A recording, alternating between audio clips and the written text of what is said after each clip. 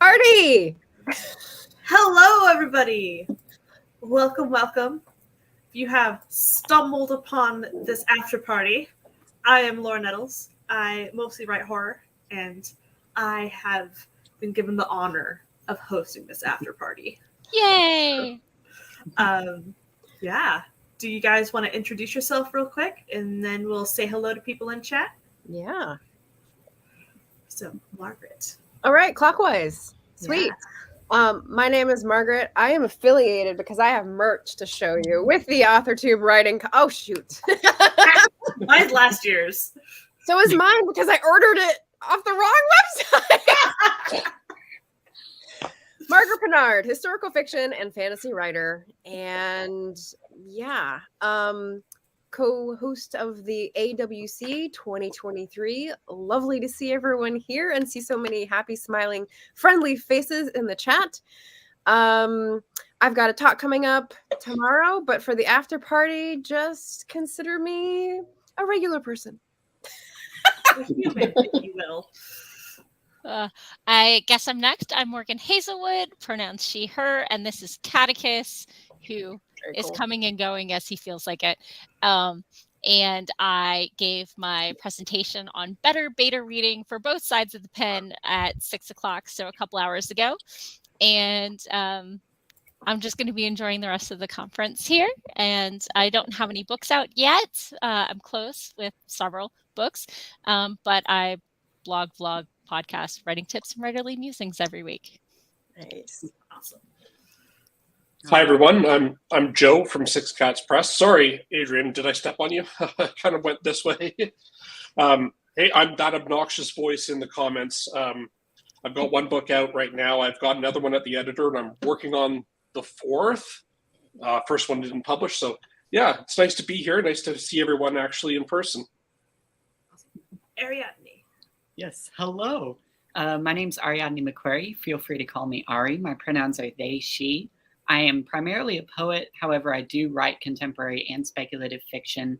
I have a poem coming out this August through Black Fox Literary Magazine. I had to remember that off the top of my head, called Wherein I Unlearn You're Gone. So keep an eye out for that. This year for the AuthorTube Writing Conference, I'm just a lowly audience member. But yeah, feel free to catch me here on YouTube. I'm also very active on Instagram, TikTok, and now, as of yesterday, Twitter. Nice. So Yes, I saw that post. 6 years. We finally got you. So in the chat, we do have a Mama Maggie Ward who has the COVID cough. So we love Maggie. Please feel better. Yeah. We got Jennifer Brown. Yay. Hello. People who are on screen who are awesome. Cat Paw. Hello. Thank you. I was so nervous. I was like, I'm not eating before this presentation. I'm drinking chocolate milk. Oh. I don't know that helps. It was something to keep me going, but Fair. Yeah. Me, I had a hot chocolate before the happy hour, and I think we blasted right through that. So yes, Nice. Yes to the chocolate drinks. Hello, Nia. Welcome to the party. Des, this is my first year participating. I will have to go back to last year's videos as well. Nice. Awesome. I also presented last year, and that was on writing descriptive prose. So Yes. that was a fun time. Yes. Assholes. Oh. I didn't think I could spell it out accurately, so I put in the W. It's lovely. Yeah, Meow-holes. they're all sleeping right now, but I don't know if you can see my under uniform shirt's completely covered in fur. Oh. Ah, I love the name Luthien. So yes, voted in on the island. Yeah, she's my baby. Aw. And she's my logo, too. So if you see the logo, that's what my wife drew of her reading my first book in an armchair. That's so cute. and Hey, hello, JC. JC. Love you Hey, guts. Popping in to say hi. Love you. Yes. Let's see. I think that's many people. I just want to point out that completely coincidentally, I have a phone case cover here that like totally goes with Laura's background. And if you want this beautiful phone case cover, you can go to AF Stewart's channel because she designs merch like this and puts it on regular things. And that's who I went to because you know what? You buy from your friends. Exactly. Yeah. Writer KSY, I cannot remember your real name. Katie Young. Yeah. Okay, thank you. Hello. And Jess. Hello. Canva. That was a Canva thumbnail. So, if you missed the presentation on Canva, it's useful. So useful. My life without Canva would be a lot more of a headache. Yeah. Hello, Cool Gamer. Hello, Des. Yay. Scrolling. Esther. Body rolls into chat. Like an action hero, right? Oh Esther, I yes. love you. I hope everyone enjoys the first day of the AWC that you're all looking forward to tomorrow and Sunday. Heck to the yes. Jessica Berry, hello. Megan McCarthy. Nice. Labyrinth of Timers, hi. Yeah, that should be everybody. Okay, so I have some questions just to kick things off. Super important. Dun, dun, dun. What are you drinking right now for this after party? I need to put mine together. I have ginger ale and I have raspberry syrup. Ooh, nice. Like an Italian soda. Exactly. I like it. So that's Ari, go ahead. what I'm Ari doing. got their drink, so I'm Well, water. Water. Okay. I have some lovely gourmet straight from the tap as well. I Living it finished my up. drink, so I'm drinking chocolate tort now. Ooh. Nice. Ooh. This was maple whiskey. If you were paying attention to the first after party. Real. Why am I not drinking chocolate tort? Because it doesn't. Why make is that just not a I drink? mean, what's stopping you? I can't open it. Dang it now. You can't. Ari, I have to say I love your shirt. Are you in medicine as well? No, my literally all my family is. Oh, I'm that's the so only one cool. who didn't pursue medicine, so Ah, but yeah. that's super cool. I'm in military medicine. I got my EMR. I'm not technically a clinician with the military, but I really appreciate your shirt. That's really cool. I think the closest thing I got was I'm wilderness first aid certified, but that's about the closest thing I have. It's just better than me. that. Ooh, chocolate. Ooh, is that like a Lindor Ooh. chocolate? Yes. I can Nice. recognize the branding without even being able to read the script. That means you know I'm hooked. Did you know it might be cheaper to get the box of 150 than it is to like weekly stock up? And I do that every NaNoWriMo. I'm sorry, I had to go do something. I'll be right back. Go buy the chocolate. Oh my gosh, where do you get that? Where do you get On their website. 150? And Wow. you can mix and match the different types. Yeah. Ooh. Wow. We have a lint store in the mall here that they This have is- all the barrels of all the different ones that you just handful into a bag. That sounds awesome. This is My dangerous fridge is still- information. My fridge is still full of Easter candy. The Nice. closest one to me is Arlington. I don't know if I want to go into DC. Nobody wants to go into DC. You know, we were just actually arguing about this. Is DC a provincial town because all the people there think that it's the only town exists, or is it the opposite of provincial? It's like No. Like, I think part of the issue is everybody blames DC for politicians when really the politicians are the out-of-towners y'all send to us. So really you only have yourselves to blame, and they have no, like, their license plate is taxation without representation for a reason. Right. So I feel bad for them, but not enough to like face the traffic. Like if I lived there and I didn't have to like get to the metro, and then there is a website called Is the Metro on Fire? That's the answer is yes, more often than one might hope. What? It's not on fire. It's just an elevator outage. Come on, don't exaggerate. No, the website is the Metro on fire. Oh my gosh. Okay. I lived there 6 years, so I can, attest to the truth of all that.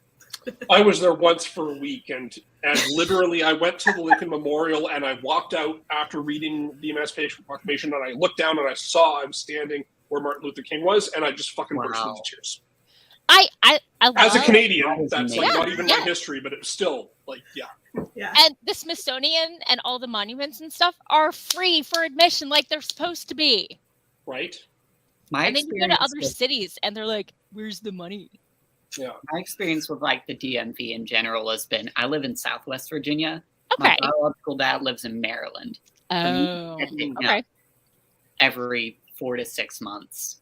Just Sure. Swimming in it. Gotcha. And me and my little 2009 Toyota Corolla, we are hanging on for dear life. I will tell you what. Yeah. It's okay. What you need to do is you get a job where to get to work every day, once you get off the highway, you got to jump 3 lanes of traffic to turn left at the first light. And after 3 months of that, DC traffic is no problem. wow. So I live in a suburb. I don't live in the city proper. I'm like 15 minutes from the nearest metro and whatever. But hey, if you ever get stuck at Dulles with a layover, I'm a 20-minute drive. Come hang out with me. Oh, nice. Okay, good to know. I was going to say, hey, I might be there in October for a airline conference for the career I used to have. And they still send you on conferences, or are you going to hang out? No, they don't. They don't send me. I go to maintain my license. Okay. Yeah, that makes sense. Yeah, I actually do a podcast with a guy who works at, I don't know if they'd be appreciate me saying what airlines they worked at, but one of them is headquartered in Atlanta. The other one's in Chicago. So read into that what you will. And they're just fantastic. And I kind of miss the airlines a little bit, but I'm happy to be providing healthcare in the military a little bit too. So back to what are people drinking? Maggie says, I have a ginger green tea with honey from her very own beehives. So obviously a Disney princess. Obviously. Sparkling apple cider with raspberry flavored and real blackberries. Lovely. Nice. Angela's here. Hello. Please pour me a glass of the previous one. Bubbly water cooler water. Nice. Mm-hmm. Drinking water. Safety first. Yep. Let's see. First day feeling human. Oh, welcome to the humanity. I totally relate to that. A chocolate torte frappe would be awesome. Maggie was just designing drinks for her characters. Or no, baked goods, ice cream flavors. What was it, Maggie? It was a few weeks ago. You were like conjuring the most amazing flavors. I can't remember what it was for. I just made mocktails based on my characters for my vampire romance. Hence, I have all the supplies. I like it. But yeah. Drinking Publix raspberry sweet tea. What is Publix? Is that like a grocery store chain? Yeah. Okay. I think so, yeah. Let's see. I'm showing my West Coast. Just finished my plain lassie. Need some water. I've never had a plain one. I've only ever had mango ones. Oh. Frothy. Is that like some brand? I've never heard of lassie it's before. like a yogurt drink that you get at Indian restaurants. Yeah. Oh, okay. Shows how uncultured I am. Let's see. I have a Lindor outlet in Birch Run, I believe. Haven't gone since 2020, so not sure if it's still there. It's probably still there. Some of my favorite locations are gone now. It's like, dang it. Mm-hmm. Yeah, the I'm super sure nerdy geek bar is gone. I used to go for brunch and get their bread pudding French toast with mascarpone cheese and pears.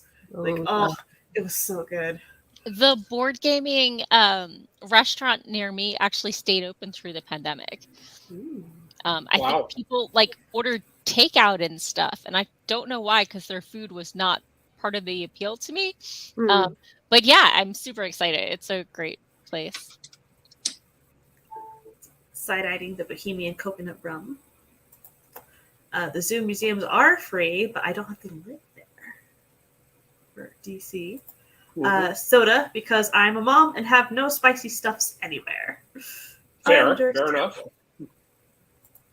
See, without the traffic, it's got a lot of solid pros. Let's see, cakes and coffee pairing for my Wild Anemone Bakery series. That's what I remember him talking about. Yeah, that was pretty exciting. Pretty exciting. See, question, what's the most unusual food you tried or activity you did to inform your writing? Well, I went to Gibraltar. So that's a thing.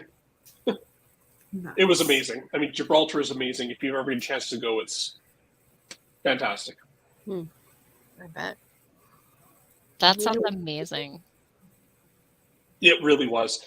I mean, I talk about this a little bit on my channel, but I have a really hard time writing in my house. So like this room you see me in, like I get zero work done in other than for my real job.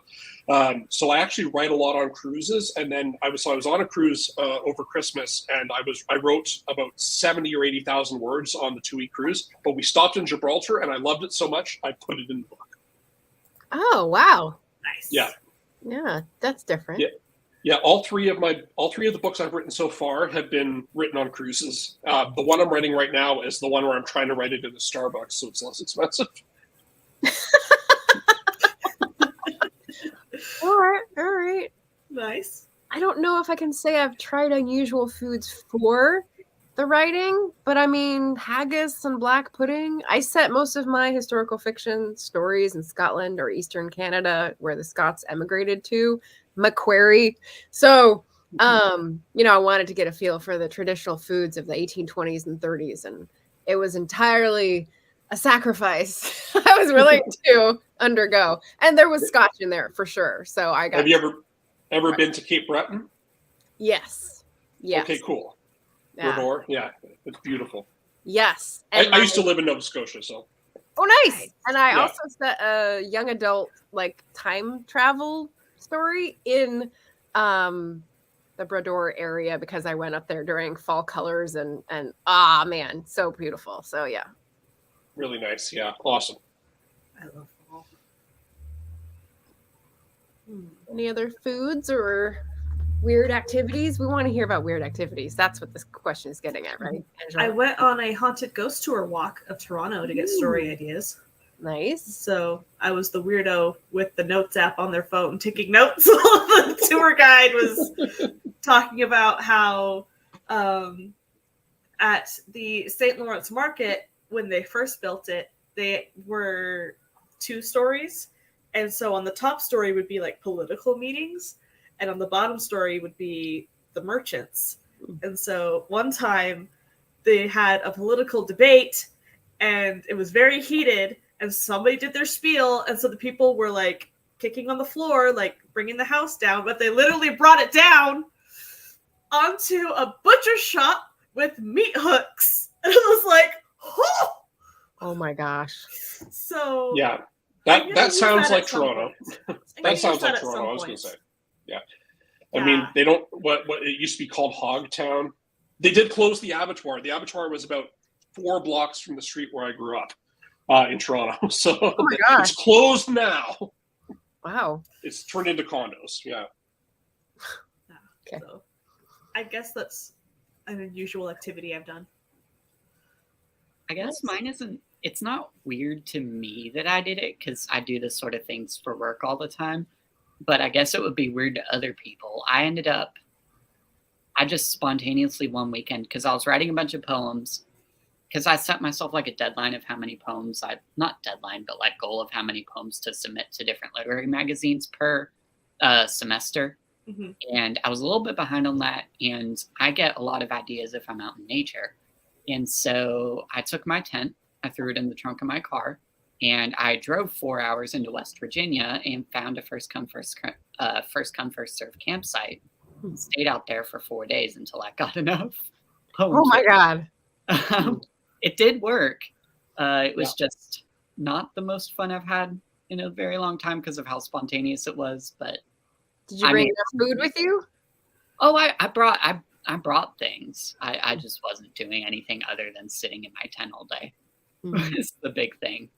But yeah, there's something about being outside of your space, right? Like and being outside of your home and your routine that really helps, at least to me. mm-hmm. Do y'all know who Diana Gabaldon is? I think I know the name, but no. We have 4 no's. Oh my Can't god! say I do. Someone in the comments must know. Nod your head so I know you're not being held hostage. No, she's the writer of Outlander. Okay. Successful Okay. TV series. Gotcha. Fiction, right? And she was just on an interview on Mighty Blaze today, which I got like 20 minutes of in between the conference stuff. And she was saying that when she really is just being interrupted and needs to get away to write because she has a deadline or she wants to focus, she goes to her old family's house in Arizona and just writes. And so the only things that interrupt are eating and watching TV for 2 hours to clear her head. And I was like, I can identify with that. TV clears your head because you're clearly not learning anything. Depends what you're watching. But yeah. Well, yes, yeah. yes. Right. But I just thought that was so funny. Like, yeah, pets definitely take your attention. Other people definitely take your attention. But like if you're in a house on your own or at a campsite on your own, that's a good isolation chamber. Yeah. Apparently, go ahead. Apparently, Lin-Manuel Miranda wrote a lot of Hamilton in Hamilton's historic house in New York. Just sitting on his chair. Yes, I heard that too. Yeah, I heard that in an interview. Lin-Manuel Miranda. Similar to He's that, like the genius of our time. Margaret Kingsolver just came out with Demon Copperhead, which is a retelling of David Copperfield, and she wrote that where he wrote David Copperfield. Really? Where's A that? large majority of her retelling was written there. But Was that in London somewhere? it's somewhere. I've heard a lot of good things about that book. So I'm telling you, you need to read it. Like, good? I will. Do I need to read David Copperfield? Because I haven't ever read or seen anything David Copperfield. Really? Yeah. Wow. Like, when I show you this copy and you see how beat to hell and back it is, like, you will know, like, you need to go read this book. Like, I have destroyed this book inside and out. Look at the bottom of that. Okay. Just come to the campsite with you? That book is loved. But you know when a book is loved and it's this new, you need to go read it. So there's a book recommendation for this stream. Okay. Take that and run. Do we have a question for that? Yes, we do. So that was a good question, Angela. Thank you. What is a favorite recent read? I know I just said that, but I have another one I'm going to grab. Awesome. I'm looking at my Kindle to see what I've read recently. I guess I should pull mine off of my bookshelves. I know I need to get up now. So I'm one of those people who mostly reads through audiobooks. So I actually had to do a trip up to Edmonton for my work, and I listened to Fire Strike, which was a Oregon Files book by Clive Cussler. I don't know if anyone knows him, but he's kind of a thriller nautical writer, and he actually died a couple of years ago, or just over a year ago. So it's really cool that a lot of his co-writers, because as he got older, he started using a lot of co-writers to get him through the publishing process. So those co-writers have all taken on the series that they were working on, and they're continuing it with the blessing of his estate. So this is actually, I think this is the second book in the Oregon Files that was written after he died. Okay. Yeah, and I really enjoyed it. Nice. Let's see. Maggie says Emma Bennett's 5 Cozy Collection. Yay. Nice. Heretic of the Federation for the June Bloom box set readathon. Very nice. And Fire Strike. Nice. Nice. I've just been binging romances because Need it, want it, gotta have it. Right? So other than that, I gotta admit, I still read Anita Blake, and I really enjoyed the latest one.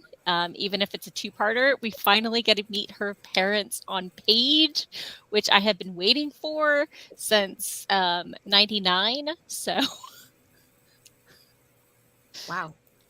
It's a book a year, and it's on book 28. So That's so cool, Maggie. It's a when long you're running talking with Clive Cussler. Wow. Oh, that's awesome! Wow. That looks so good.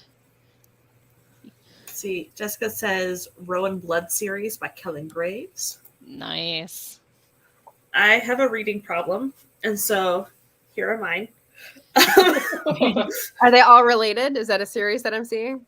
2 are parts of series, and 1 is a standalone. Okay. Favorites, So- though? They're all favorites? Mm-hmm. Oh, my goodness. Okay. Yes. So let me Alright. make it slightly bigger. So the standalone is Stolen Tongues by Felix Blackwell. Oh, Ooh. fun. That's a So- beautiful cover. I Nice. know. Yeah.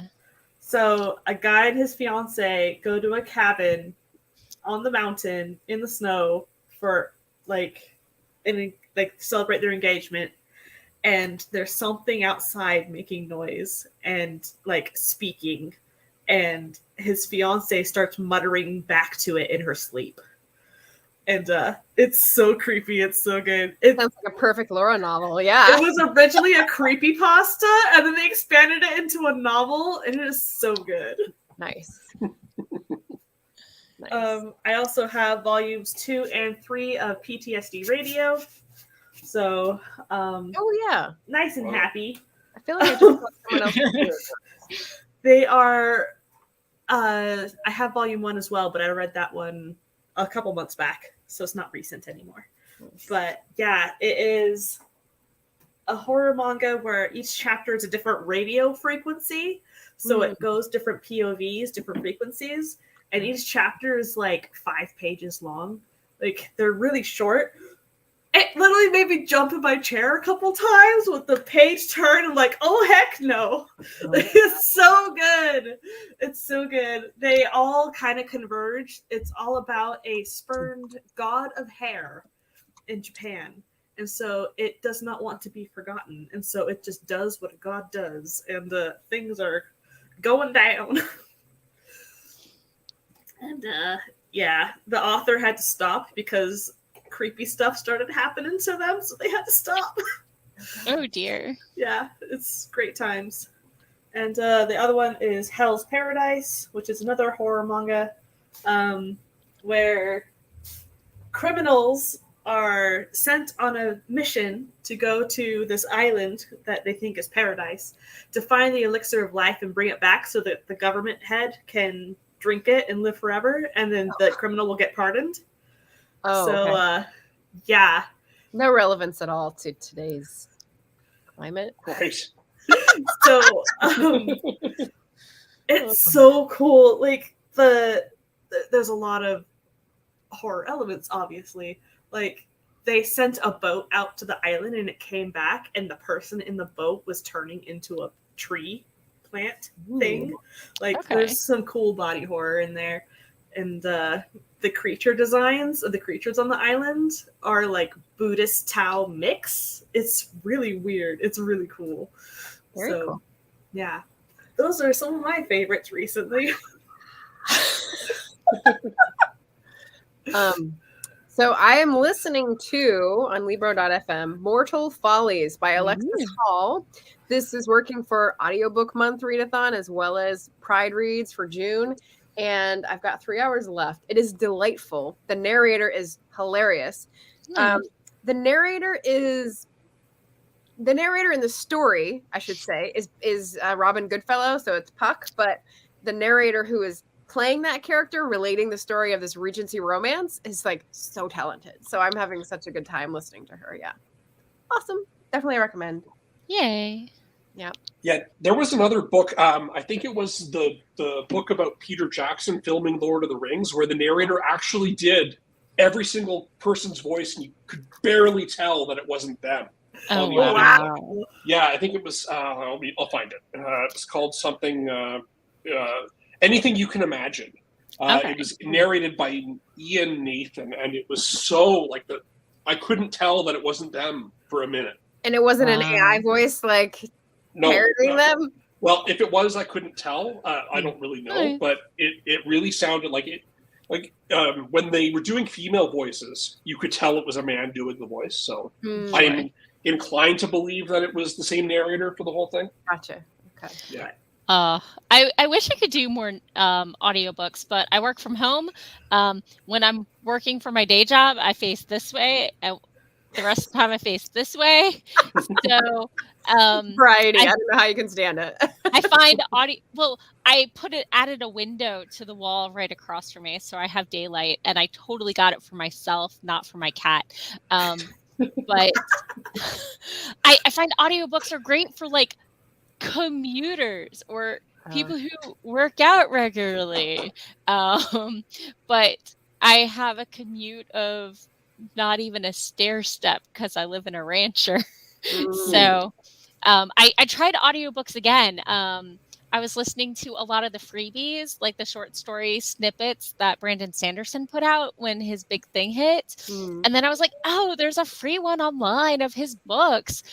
Yeah, no, it was part 1 of like 3 or 5 of book 5 of a series. That's just dirty. I was like 8 hours in before I found this out. It was 32 hours long, and I did nothing all week except listen to it.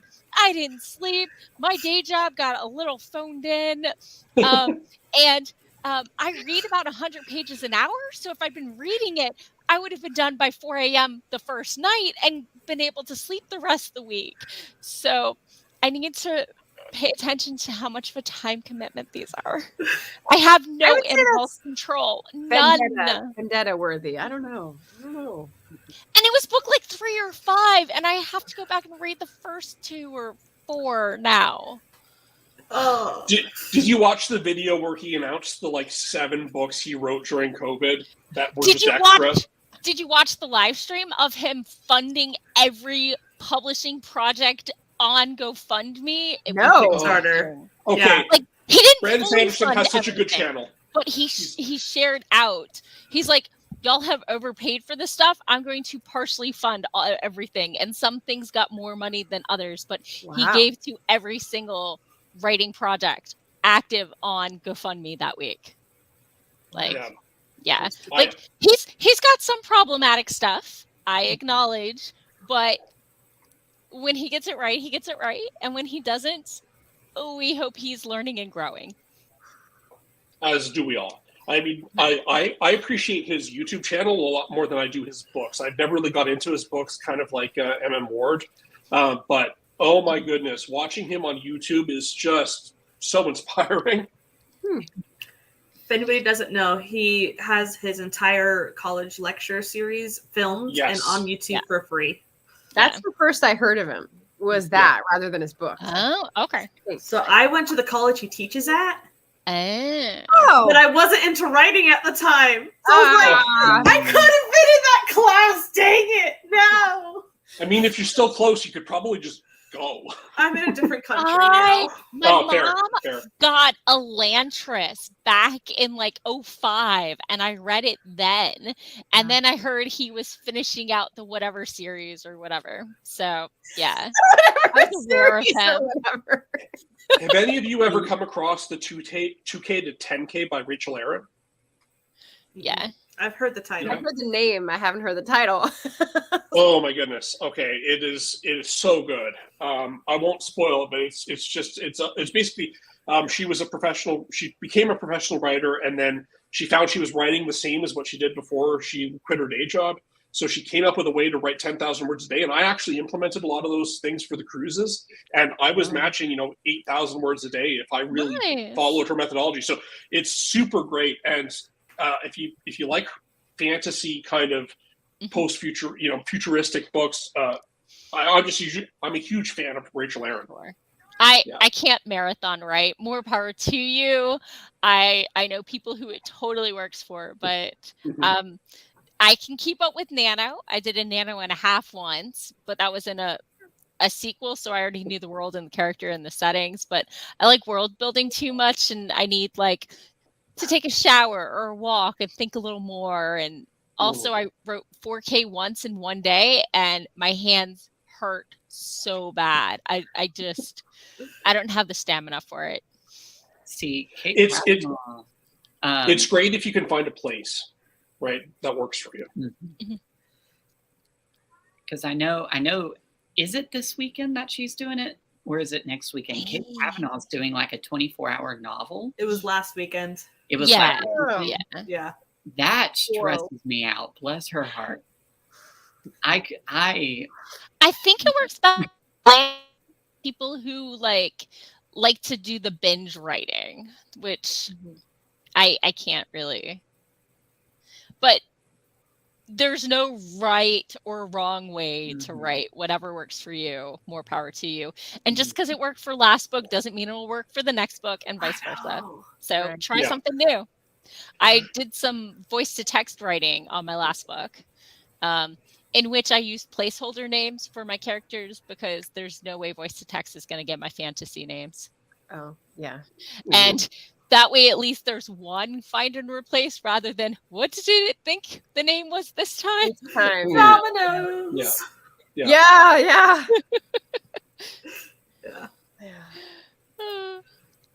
Kappa said, started a reread for my teens this week. Green Darkness by Anya Seton. I think Margaret might like it. Besides that, I'm reading Agatha Christie for writing research.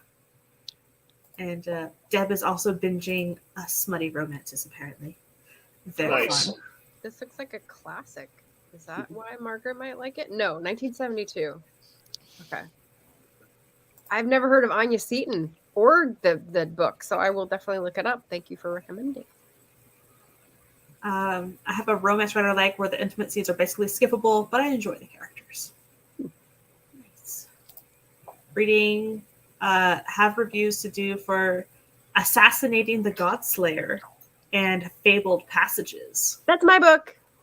Sorry. I had to do some sound effects because what's life without sound effects? And dramatic interpretive dance. That's what I like to do to support people. Yes. Nice. So, Brute Force. Don't know this one. If you haven't heard of Scott Meyer, he is just so funny. He's like he started off as like a web cartoonist, and he got into writing. And my favorite series from him is actually Wizard. He's Magic 2.0, where basically these computer nerds find a file that lets them control the simulation that we all live in, and then they all immediately get caught by the FBI, so they escape to ancient England and become wizards. It's so good. They escape to ancient, but that's time travel, not medieval. Yeah, well, so basically, if the universe is a computer simulation, and you can change your specifications, you can go back in time and become a wizard. I see. I mean, clearly. Yeah, right. Logically. Right. I am way behind. Amber Room. I do not know this one, but if it's drawn, I'm very interested. Let's see. The Lost Metal piece he read was good. Audiobooks for the Elliptical. Fourth Wing. I hear good and bad. Like, you either love it or you hate it, pretty much. Could not get into the story. Hey, Essie! Welcome. Essie. Easy. There we go. Andy. Yeah. There we go. Hi, Dr. Andy. Why is he a doctor? Because he has a PhD. Oh. Does he? Andy, do you have a PhD? Yeah, he said he had a PhD in maths and engineering in his presentation. So now he's Dr. Andy. Because I refuse to not respect people's accomplishments. Nice. Okay. Hey, Felicia. Welcome. I've never succeeded at a 10K a day, but I totally believe in no words left behind. Heather. Hey. Going to be doing a talk on dictating your book this weekend. Let's see. It's the only book by her I've read. It's historical, semi-romantic with a reincarnation theme. I missed the first part. Okay. I started reading an older series from Nora Roberts recently. It's mostly romance, but there are witchy fantasy elements as well. It's not bad. Fun. Nice. Not bad. Great endorsement. Woo. And Tiffany, hello, welcome. And Laura Adele, welcome. Dr. Andy. Drandy. I like Drandy. There's I like Drandy. Drandy. I'm gonna start calling him Drandy instead of Panda now. Yeah, Drandy. With that voice. With that voice, that's the kicker. Drandy. Nice.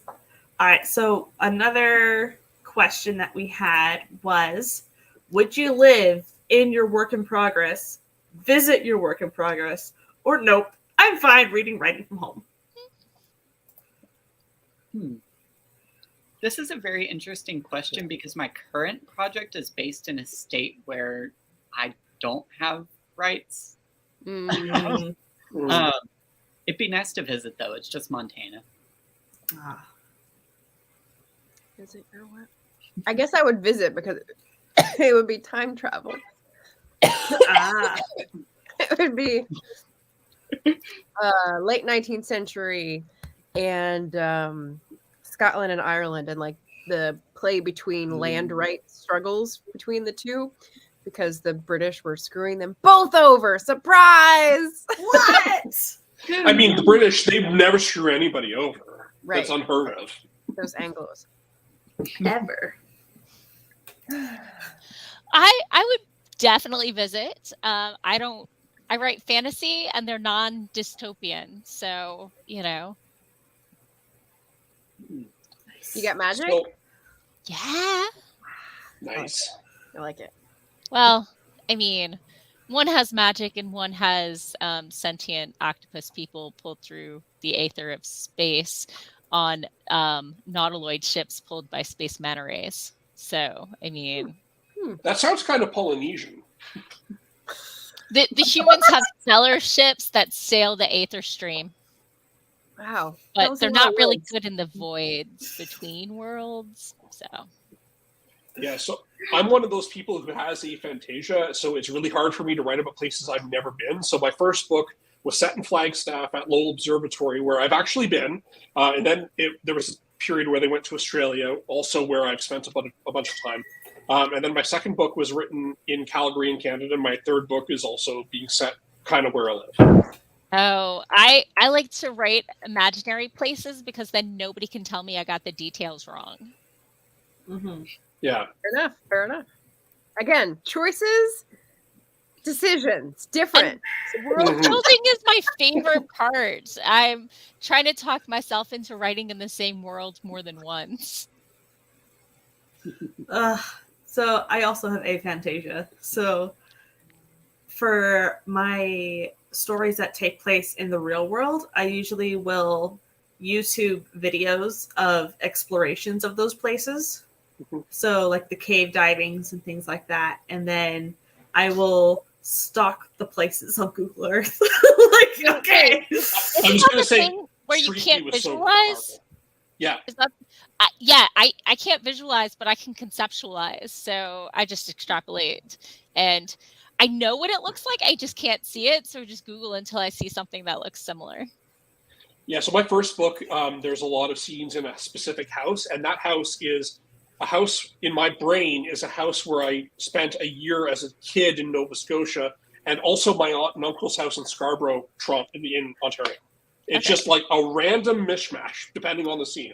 So wait, there's 5 of us here, and 3 of us can't visualize, and we're all Crazy, writing. right? That's awesome. I love it. Yeah. I like to talk about how just because you can't visualize doesn't mean you can't be a writer. So That's Go one of the things us. I'm saying in that fist bump. AI. Don't leave me hanging. Solidarity. There you that go. AI presentation with Let's do it. with getting prompts for descriptions. I'm going to totally use that now. Yeah. I hit Pinterest or whatever, and I just pin all the things. I'm like, that looks like my character, because I'm like, I know they have brown hair and I elven use Art features. Breeder Yeah. to create my characters. Yeah. So, Margaret, Yes. you are going to be skedaddling Yes. Aw. It is about dinner time, and I've got family who just came in and guests who are staying. So I'm going to go ahead and join them for a little bit tonight. But it was lovely being here for the after party. So thank you for allowing me on your channel, Laura. First time, I think. So that was fun. Yeah. Awesome. Oh, and I just finished hers. Yeah. So Yay. I'll see you guys around maybe at my talk tomorrow at 5 Yeah. p.m. Eastern on Choose Your Own Adventure, decision Ooh. making, and how terrible it is. I'm sorry that Lucy is asleep, or I would have shown her to you. Oh, okay. Well, maybe later. Maybe at another Maybe- after party. We'll get more Maybe chances. some other time. Yeah. Yeah. All right. Bye, everybody. Great to meet you. Bye. Bye. And then there were 4. Exactly. Gone. Exactly. And everybody hanging out in the chat. Yes. They're real people too. Welcome, Shannon. Welcome. Yay. Oh, Bienvenido. goodbye, Shannon.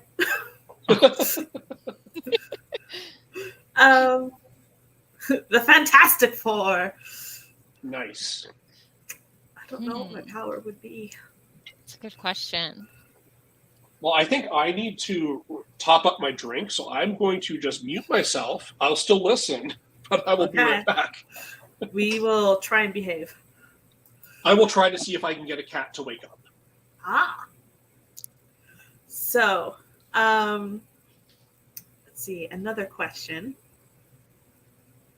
I don't know where my cat went. He was eating my hand before the stream started, but it must be nap time. Or he might be supervising the roommates because he's an inspector and he's got to keep an eye on them.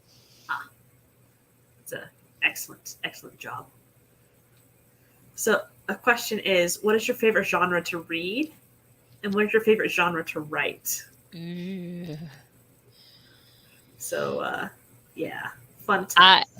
I actually can do this answer really quickly. My favorite genre to read these days is pretty much urban fantasy, sometimes paranormal romance. You know, the line's a little fuzzy.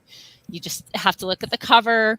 And if it has a chick with tattoos, it's urban fantasy. And if it has a topless guy, it's paranormal romance. But to write, it's fantasy all across the spectrum. Nice. But I'm trying to do a suburban fantasy, and it didn't go so well on the first try. So we'll see if I can actually write urban fantasy or not. Is there a genre you haven't written yet that you would like to? I mean, my space fantasy is my attempt at sci-fi, and it's, you know, got a Baba Yaga story tale in there. So Yes. Awesome. How about you, Ariadne? Yes. I don't know. I'll start with my favorite to write because that one's easier. I really like writing poetry, but I don't know if we consider that a genre. It's more of a yeah. Well, there's so many different types of poetry too. I just shared a really scathing Father's Day poem at open mic night in between my session and this one at my local writers open mic night. Nice. But yeah, I really like writing poetry. In terms of reading, I've been on a sci-fi kick lately, which is weird because I don't write sci-fi. But I'm in the process of reading China Miéville's City in the City. And I'm really enjoying it so far. I really like the world building of it. It's just because I'm so new to the genre, getting through it in one sitting is very hard for me. I have to take it a chapter at a time. So it's been a very long process, but really love reading it. It's just a matter of I have to take it in smaller chunks. Mm-hmm. But yeah. Anyone you want to branch out into and try to write? I'd like to try, like I say, I write speculative fiction, and that's true. I do write speculative fiction. I want to get more and more into the fantasy genre. I'm not there yet. One of us.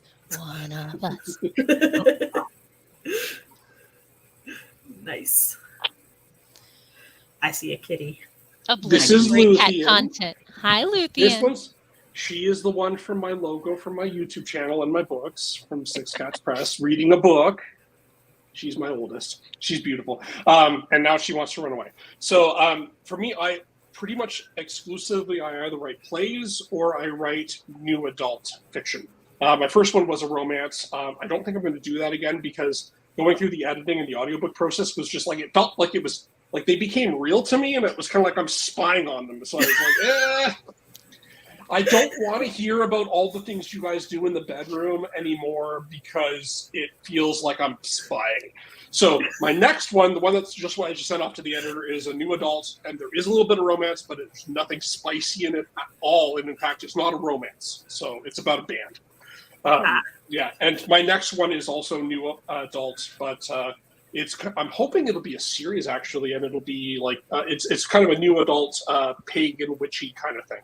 So we'll see if it works. But for me, my favorite thing to read or listen to is nonfiction. Actually, I really like history and science and all sorts of stuff like that. But I also totally do fiction. I'm re-listening to the Hank Green novels because I just found out he had cancer, so I'm kind of like revisiting. Yeah. If anyone follows the Green brothers, I'm huge fans of both of them. Mm-hmm. And also, if Troy's watching, this is Collingwood Maple Whiskey. It's from Canada, from Collingwood, Ontario, and it's amazing. So my favorite genre to read is horror. Subgenre would be horror manga for like the medium. Yeah. Not body horror. No, okay. My favorite I have two favorite horror manga authors. Masaaki Nakayama? I think that's his last name. And then Junji Ito. And there is some body horror in there. Like, I've never seen somebody contort themselves into a barrel in such a spiral way before. And when you turn the page and see it on a 2-page spread, it is ingrained in your retinas. And it's like, so good. When you write a manga, do you do the writing or do you actually do the drawing as well? So I mostly read them. I am attempting to create my own based off of my 100-word horror stories. So I have all the supplies, and I started storyboarding it. I just need to actually, do it. I'm just super curious because I was trying to turn my first book, the one I was just talking about where I felt like I was spying. My wife is a graphic designer from Mexico, and we were trying to create like an actual adult visual novel, like it's a computer game that you play. So I'm kind of curious if you do the drawing or how you handle that. So I don't have like a Cintiq or anything, so I do it by hand on paper. So I have ink pens, and I was doing watercolor and stuff. Let me see if I can find what I did for my MCs. Where is the picture? There it is. I scrolled right past it. Come back. So one of my problem is when I write 100-word stories, there's not much time to actually like develop the character and describe the character. So I didn't have anything written about the character, so I had to start from scratch. So this is the MC for my whatchamacallit. This one is for tree roots. So they're walking down a path in a forest, and they start like they see these tree roots of a giant tree that look like babies, like trying to get out of the ground. So and then as they walk by, they start hearing the baby scream. So are they mandrake roots? I was gonna say that sounds like mandrakes. Yeah, so I did some drawing, but I haven't done too much drawing in a long time. So those drawings are beautiful. Yeah. That's really nice. So, but I think drawing at a pace in which to get a story out is intense. I'm a huge webcomic addict, but addict. So what's your favorite webcomic? I mean, I have a soft spot in my heart for Queen of Wands, questionable content, super fun, something positive, obviously. XKCD. I'm really enjoying the storyline for Selkie, but the art is, I mean, a step above me, but not as many steps as most of the webcomics I follow. I'm down to about 32 a week from a high of 123. So Goblins I caught up on, and Order of the Stick. So I love XKCD, but my favorite is Q to Q Comics for my fellow theater tech. So my degree is in technical theater, or in theater, and I used to do a lot of tech and lighting and directing and that sort of stuff for theater. Not so much on stage, but I have done it. So like doing that theater thing really is kind of nice, and I love that webcomic because it's so funny. Every time I say I'm a webcomic addict, people are like, "Have you seen this one?" I'm like, "No, I'm trying to cut back." Because they're addictive, right? Like you'll spend your entire life just going through like XKCD. Like I mean, his books are great, but if I was just going to go on his website, I would be there for days, just going down. Have we not already gone over my complete lack of impulse control? Pretty sure we covered that. With the Lindor truffles, yeah, we know. It's okay. Oh, they've been ordered. We're good. I saw that. So Felicia has a question. If someone were given powers through scientific events, futuristic, then it's sci-fi. But if they're born with powers, then it's fantasy. Is that the distinction?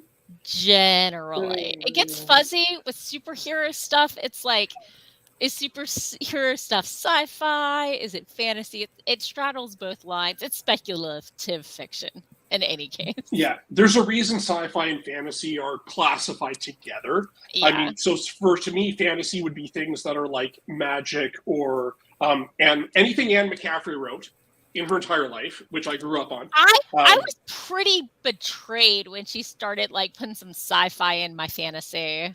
Yeah. Though that being said, the sci-fi in the Dragon Riders of Pern, where they're genetically engineering the dragons, like it's very light. That I'm accepting that. But like sci-fi to me would be things like where there is technology that we can reasonably foresee coming in the future in the next 200-300 years, but hasn't happened yet. So it's a logical extension of what we know about science. I think it's just, do you explain it with technobabble, or do you say it's magic and rituals? You know, it's weird. And who was it that said any significantly advanced technology is the same as magic? Indistinguishable from magic. Yeah, 100%. And that's why I just love in general just the umbrella classification of speculative, because when you put fantasy and sci-fi on a binary, well, there's things that don't really fall on either end of the binary. So speculative as an umbrella is very helpful. Yeah, at least for me, for sure. And that's one of those reasons why I love those Scott Meyer books I was talking about earlier, because it's literally sci-fi, because they've discovered that the world is a simulation in a computer, but they're doing magic in ancient England, in medieval England. Yeah, it's like in Frankenstein in the book. It's not like it's all pure science bringing the monster to life. It's like alchemy and all that kind of stuff is going on. So it's like, but it's considered sci-fi. So it's like, it's not all cut and dry. Yeah. I did lighting design for a community theater production of Young Frankenstein. Nice. So if you've never seen the Mel Brooks version of Frankenstein, you owe it to yourself to see it, in my opinion. So good. I'd love to hear more from Ari about writing poetry.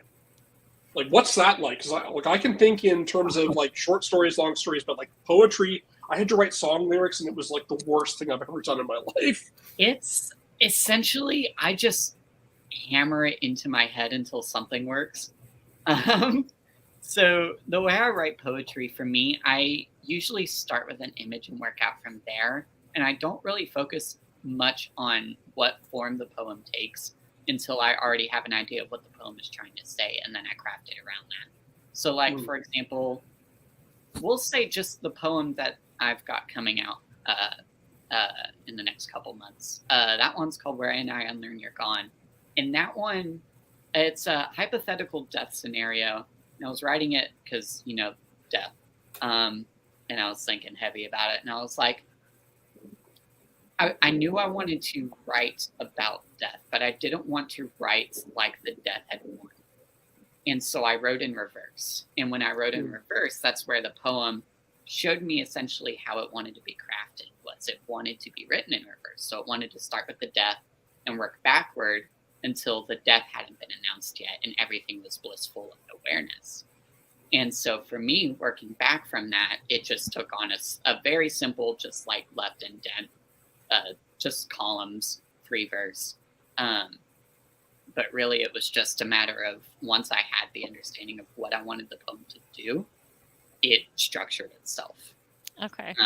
I'm very contemporary in my poetry that I definitely don't. I'm not good at writing sonnets. I'm not good at writing verse poems. But there's different styles of poetry that I find work better in certain scenarios. Like a sonnet could work very well for.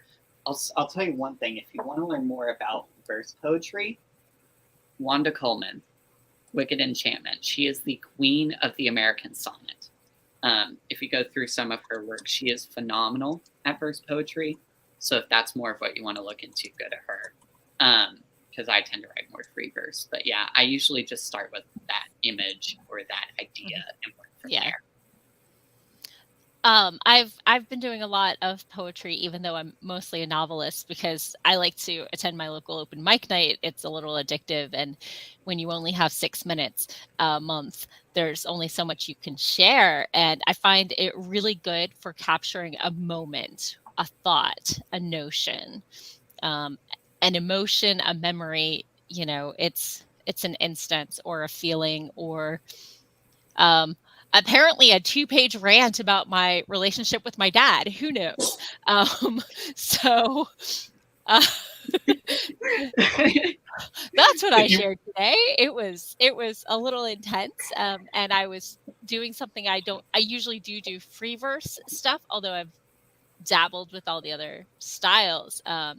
But I was playing around with rhythm, and that was a really fun experience. Although the problem is, if you get 90% of it in a certain pattern, you have to have all of it in a certain pattern unless you're intentionally breaking it. And so that made it a little tricky, and probably the most time I've spent polishing a poem ever. So, and I wrote a poem about a poem I lost because I saved it, and then I had the thing open on more than one browser and it saved over with nothing. And so then I wrote a poem about the poem that I'd lost. Right. So, while I write fantasy, my poetry is all more immediate, I think. I struggle with speculative poetry, even though I love it. That's not what flows out of me. Yeah, when I was in school, my degree is in theater, but I took an undeclared minor in digital audio and music composition. So one of the projects I had to write was it was a pop song in any form, and I wrote an entire thing, and then it disappeared. So I wrote a rap song about computer gremlins eating everything that I'd just done, and so that reminds me. Yes. But if you know Tim Minchin, he's got a great 9-minute poem called Storm, which is just love it. I don't know if I know that one, but I know I've enjoyed everything else I've run across by him, so I'll endorse it without having heard it. Thank you. I've written a couple of poems. A lot of them are more horror story poems. So I have a type, I guess. So that was really fun, just being able to try and tell a story through poetry that is a little on the creepy side. Yeah. One of them that still needs help is about a tea kettle that screams with the voices of the dead. Ooh. So that one's fun. It's called Let The Kettles. me know when that one's done. It's The Kettle's Lament. And so the tea kettle used to be owned by a person who poisoned a bunch of men with the tea. So all the dead people are connected to the teapot or the kettle, and so like the screams are the people screaming, and the steam swirls into the faces of the people, and it's really fun. But yeah, the poetry aspects, it's like, how? I ask get myself that question every single day in my poetry workshop. which question? How? How? Yes. Like, it's trying to be a prose poem, but like, what's the difference between a prose and a prose poem? Like, it doesn't have to rhyme, but like Incomplete sentences. Listen, I have a degree on this, and I couldn't tell you. This is one of the It reasons is almost why entirely subjective. Yeah. this is one of the reasons why I used to not like Shakespeare so much, because I'm like, okay, you wrote a poem like rhyming couplet and sonnet sometimes, but then you just stopped for some reason, and then I realized it was to distinguish classes. I'm like, wow, Joe, if you were like in grade 12 and you remembered this, you could have written a really great essay about it. You'd notice this. Yeah. I find stories I enjoy reading. Poetry, I feel like needs to be read aloud. Like, but that's something super weird that I just struck me as we were talking about it. My poetry that I write is all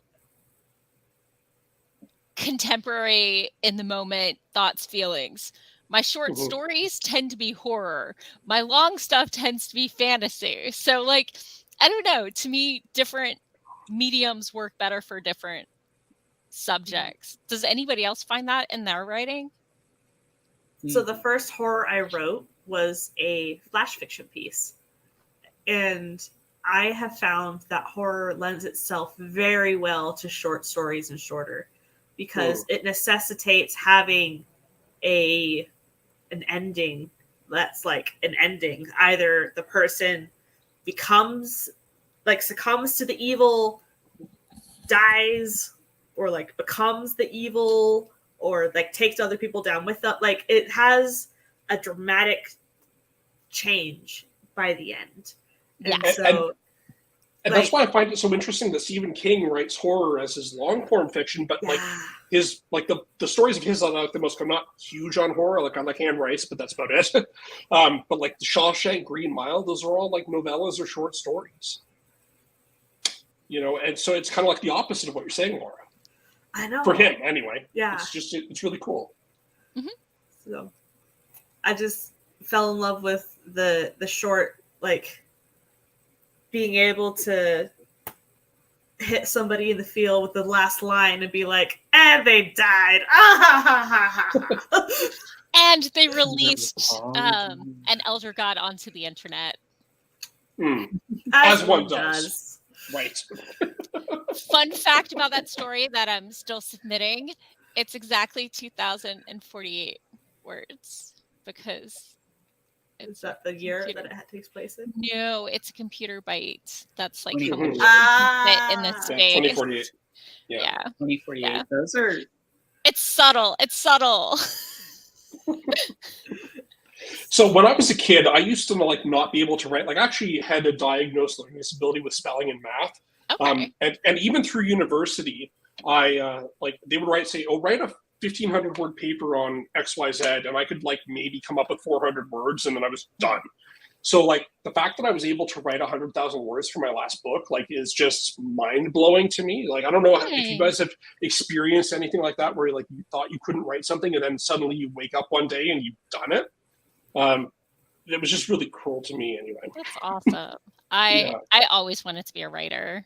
But I didn't get past 12,000 words until about 10 years ago is when I finished my first actual full-length novel. And since then, I just haven't stopped. That one stopped. Now I just need to get them out there. That's the hardest part. Honestly, I spend so much time writing and thinking, I'll figure out the marketing and the keywords and all of that stuff, and it's kind of actually shot myself in the foot with that, where I'm like, I'm gonna write, but then, you know, you put stuff out there and nobody reads it. Yeah, I think the biggest problem is the fact that I like to write something and then edit something and then write something and then edit something, but editing takes more than one pass. So the stuff that needs more passes on editing just keeps growing. But there's only so much of your life you can spend editing without making something new. Yeah. Yeah, I'm trying the process of having one book at the editor while I'm working on the next one, and then when my editor Nikki gives it back to me, then I'll edit, and then I'll go back to drafting whatever the next thing is, and see how that works. Because like I don't know how these writers like Sanderson do it, where they're like coming up with 4 novels of 150,000, 200,000 words that are like amazing every year. Like it ain't me. I mean, I guess it helps that that he doesn't have a day job. Well, he teaches. Well, he teaches, but only for a semester, right? And he's doing that last night. That was one of the things he said in his video where he was announcing that is because I'm not traveling and not teaching, I was able to come up with one, here's a surprise novel. And also, oh yeah, by the way, here's another one. Yeah. Oh, gosh. Okay, his showmanship in that video was just, mwah. So good. He knew exactly what he was doing. Oh, yeah. Exactly what he was doing. Yeah. And, so maybe this is something that I've heard somewhere, or maybe this is something I came up with when I was a kid. But, like, to me, every creative person, whether you're writing music or books or art or whatever you do, to me, it's, like, targeted at a specific person. So, like, when I was a kid, I wrote songs and plays and stories for my friend. And then when I lost her, that was a huge, like, I didn't write for almost 5 or 10 years. And I kind of moved past a little bit. Like, yes, maybe there's a little bit for my wife, maybe there's a little bit for myself. But like for Sanderson, when he was saying he wrote these books for his wife, I completely related on an emotional level to what he was saying. So I don't know if you guys have ever come up with anything like that. I write for myself. I am my target audience. I have these stories and these ideas, like maybe it's a setting and a vague plot or something, but in order to find out who this person is and how they got there, I have to write it because otherwise I'll never find out. So because I have an idea, but like once I start writing it, it's more exploring the person in the world and whether or not it rings true. Like I don't have them talking to me, but I can tell if it's right based on what I know of the character in the situation, even if it's all coming out of my head. Does anybody else experience that? So with my vampire romance that I'm working on, I pantsed the first draft and I just went for it. Pantsed the whole thing, got like 40K into it. And by doing that, I was able to like find the plot because I used the yes and no but method. So this happened, and did it work? Yes, and that caused this to happen, or no, but this other thing went down. So I just kept throwing so many wrenches in my poor people's plans. It just kept spiraling and spiraling. And so it's not underwritten. So that was nice. And because I did that, I was able to discover my characters' backstories and stuff. And since that, for this new draft, I have been reverse outlining it and actually solidifying who the characters are, personality-wise, backstory-wise, how they interact with each other, what are their motivations. And so now I have it much more solidified. And so that's definitely been helping with my redraft. Gotcha. I have to have a really high level outline, but it's so vague that like even if I follow the whole thing, when I get to the end, it doesn't look anything like what I expected. And I usually just ignore it until I get stuck. But it's like, inciting incident, they travel to the next point, fight breaks out. It's not very detailed outline, but I need a direction to go in.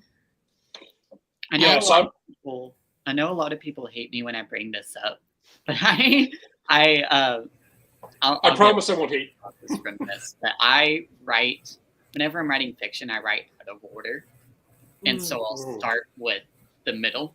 And I already see it. I don't hate. I just don't make me do it. Like, I'll give the fiction project I'm working on right now. One of the 2 fiction projects I'm working on right now. I have written all the way up to 2 chapters before the ending, and I am only just now going back to write the beginning.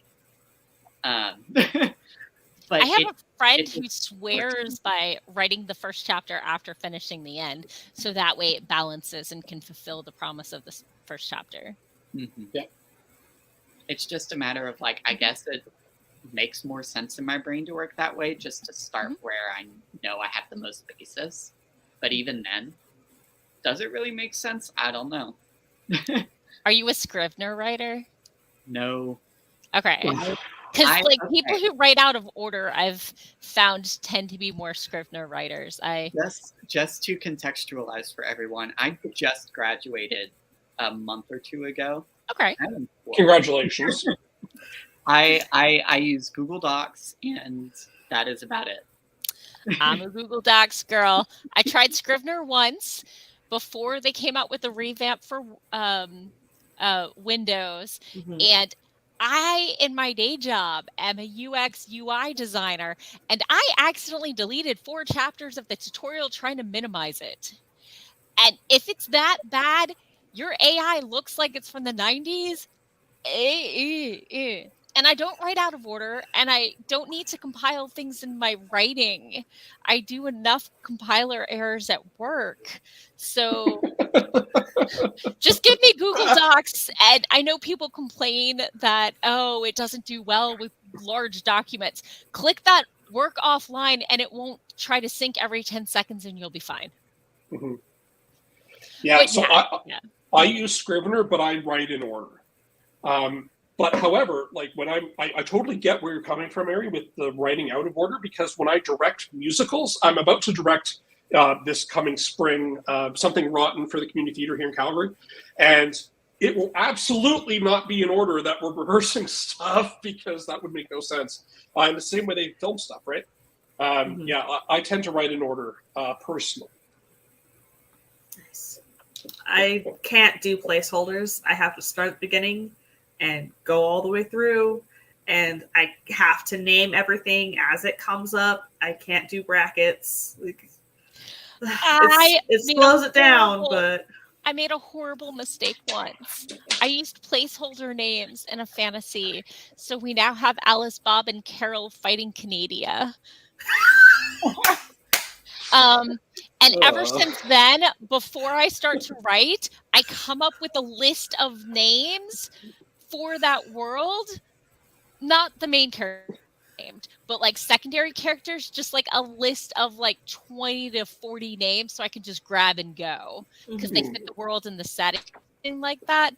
Because if I stop to pick up a name, it could be 3 before I come up with one, and that's going to slow my flow, but I need a name. And yeah, Alice, Bob, and Carol fighting. Not great. And I went through the entire alphabet. I have too many named characters in that book. One thing I've heard that people use is bracket DTK. And then they can like find those easily because it doesn't spell anything. Yeah. Or XYZ. I don't use square brackets anywhere else. So if I just look for an open it or a closing square bracket, I'm good. Yeah. Because I'll use parentheses. I mean, I'm ADHD. There are parentheses, but my ADHD lends me to go on to like massive rung-on sentences. M dashes, so many M dashes. Ellipses. Oh. Dot. I try not to use more than one M dash or ellipses per page. Yeah. Good little thumb. 6-page run-on sentence with 20 million commas. I think the war on commas is wrong. The more you talk to me, the more viscerally upset I see you getting. It's like, which means we all need to talk longer. I have a great poker face. I have a great poker face for everyone else I'm playing poker with. Luckily, I only know 2 of a kind is a thing, and a flush and 3 of a kind is good, but I don't know how good. So I don't like poker, but I think I'd like to play with you. Listen, I do think we need more commas. I think the only put a comma in if it's needed for clarity is wrong. I think as writers, we should be able to give a sentence pacing to give our own emphasis, because yes, obviously the story exists as the reader reads it, but I think we should be able to convey the meaning that we intended and let them go from there, rather than, if it's not grammatically needed for clarity, take it out. I think we should have more commas. I put commas in everywhere I would naturally take like a pause when I was reading it. Yes, exactly. I think we should be able to pace our own sentences. I think I should be able to use commas in the same way that I use paprika in my jambalaya. And that's just yes. Pour it in. I support you 100%. Thank you. I'm there for it. I've never had your jambalaya, and I don't know how much paprika you use, but I'm assuming it's colorful. Oh, it's good. Good. So don't you worry about it. When I started writing not fan fiction, I had to try so hard to break myself from the habit of using interrobangs. Like, exclamation question mark everywhere. Okay, but you know what? Those should be more common, just in general. Yes. Oh, 100%. Like, I use them in text all the time. Interrobang. There should be a song about interrobang bang. Like, don't tell Easy that, or he's going to say I have to write it. Hey, Easy. I think you should write it. I'm here for it. Oh, no, I got to go dig my keyboard out of the basement. So, there's a question we're being asked. Did we answer this? Not yet.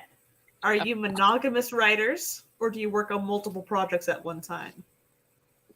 I like the way that's worded, first of all. But second of all, I've got 5 projects right now. So I try to be a monogamous writer. However, I am not successful at any rate. Are you in a love triangle with any of your projects? Yes, most definitely. Oh. My 2 poetry collections and my speculative, I'm sold. Are they into each other, or are you like No. triad? Okay. No, nowhere near. It's Gotcha. messy. I'm predominantly a one at a time, although I might take a break to do some poetry, because you can usually do that in an hour. But it's like per stage. Like, I'm editing my space fantasy right now, so I'm not writing anything else other than a little bit of poetry. But like, once I finish this round, I'll send that out for revisions or query. I might send it to publishers while I start working revisions on my middle grade fantasy, So I do like, because I'm not good at switching between projects, because then I never make any progress. I write so many at the same time. Oh, I can't keep track. Like, I'll be working on a novel length, and during the novel length, I'll write like 4 different short story flash fictions. Sure. So for me, when I'm writing something, that's what I'm doing. I'm trying right now to have a book in edit and in writing at the same time. But like before, when I was writing, this is why I'll never be a successful full-time writer. Like, I can't even I can't even read fiction while I'm working on my fiction, or I start writing something that is like, okay, like I read Clive Cussler about my, I'm writing a new adult, a band that becomes famous unexpectedly, and they have to deal with it. But now there's guns. Like, I can't I have to shut it off. And that's maybe the ADD in me. I've heard some people like to read writers they would like to be compared to before they start writing their story, so they're in that mindset. I don't generally read new adult fiction. I'll read young adult fiction. I love young adult fiction. Since I was a kid, I loved it. I've never stopped. But I read other like adult fiction, and I read nonfiction, but I don't read my own genre, and maybe that's a problem. I should think about that. Let's unpack this. It looks like we have another person who writes out of order, so you are not alone. Thank you. I So all these started. other monsters are attacking me on this. Excuse me. I've Hey, no actually attacking here. I've actually started in my latest in my space fantasy, like as I was going forward, I would realize things and then jump back, add it in, and then go forward again. So I guess that's kind of tree. I don't know. But it's more like I had a thought and I need this to set up what I just got to because I realized why we got to this point. And so, but I've tried writing out of order, like, ooh, there's this scene I'm super excited about. But by the time I got there, it didn't mesh. And like getting them to the same level so they flowed from one to the next was just so much work. I'm like, never again. But I guess if you have a more clear image of how it's going to fit together, it's easier to jump around. I think you and I are pretty similar, Morgan. Okay. Because I'm the same way. So I'll start off with like, maybe I'll write a 3,000 word outline, and then I'll take that and I'll break it into Scrivener in like 3 or 4 sentence chunks. Those are my scenes. And then, you know what? Whatever happens, happens. And I know where I'm going. And I know kind of where I've been. But like, if I haven't written it, I can't jump ahead, because then, like you said, like you'll be like, okay, so I'm here, but now I need to be here, and there's no logical reason this happens. Yeah. It would make more sense if this was like 4 scenes further down the road. Yeah. I found if I try to write scene by scene while paying attention to my outline, I end up with scene by scene and they don't flow. So I don't know. I need a direction and then to ignore my outline. Yeah. Otherwise it gets really stilted. Sometimes I'll have a bullet point outline, and I'll have my bullet points like, okay, I want to do this for this chapter, and then I start writing. I was like, oops, sorry, bullet points. Like, I think whether you're a plotter or a pantser, if something actually happens while you're writing, you should totally go for it. Like, so for me, this last book I wrote, there was a character who was supposed to be kind of a side character, and she ended up being the MC's eventual love interest. And she just evolved that way. Like, I ended up falling in love with her myself. Like, this just random character, right? And so, like, it just happens, and go with it. Yeah. Yeah. It looks like we have a books by Adrian. So hello. Let's see.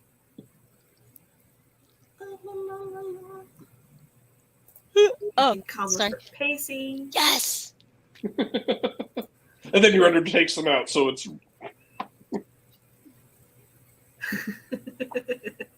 Yes, interrogations are amazing. So I'd actually like to ask a question to Ari. So I'm a member of the LGBT community, and I wrote my first book was the character was main straight, and the second one, the one I'm in edit right now, the character is bi, like how I am. Do you write from your perspective as someone who's LGBTQ? Yes, very frequently. I've got characters that are queer. I've got characters that are transgender, characters that are non-binary, polyamorous characters. They're everywhere. Actually, the story I'm working on right now, there is a T for T, which is 2 trans people that are in a relationship, queer couple. And then in another story I'm writing, there is a polyamorous group that all live together. But yeah, and then all my poems are, of course, queer because they're from my perspective. But yeah. Do you find there's good representation of your particular part of the LGBT community in contemporary fiction and literature? Not really. And this is something I wrote an entire frickin' like, I don't remember how long the essay was, but I wrote an essay about it. I find there's scant representation in general. There is increasing representation in certain genres, like YA has a lot more representation that I find than other genres, for example. But also in those certain genres, especially with YA, as we're looking at, like I work in a library right now, we are seeing the effects of people trying to push back against that. But even then, the representation that we do get, especially in these other genres, it's more token representation than it is in-depth representation. And so that becomes frustrating because I want to celebrate that I am being reflected, but I'm not being reflected in a way that is meaningful. I'm not being reflected. I'm just there. Like, there is a trans person in this story, but it's either that there's one mention of them being trans and it never is talked about again, or it's talking about the struggles of them being trans, or they're just there to be trans and they're not integral to the story in general. Yeah. I think we're starting to see, especially in smaller presses, is where I'm seeing this change. But we're starting to see, especially in smaller presses, that this isn't becoming less and less the case, that we are getting more actual, in-depth, good representation of these different communities. Yeah. But that's slow progress. And that's part of why I really enjoy writing so much, is because I get to write from these perspectives of my identities that really haven't been, not that they haven't been written about, but that they've been suppressed for so long. And what it means to me, who right now as a trans person, I have a life expectancy of 30 years. What it means for me as a freaking, in my 20s, sitting here sharing my experiences, what that next generation of trans women is going to go through and read my work and see that there is someone here representing them, that there is someone here that that cares about them and wants to see their experiences talked about and normalized within these different spheres. And that's why it's really.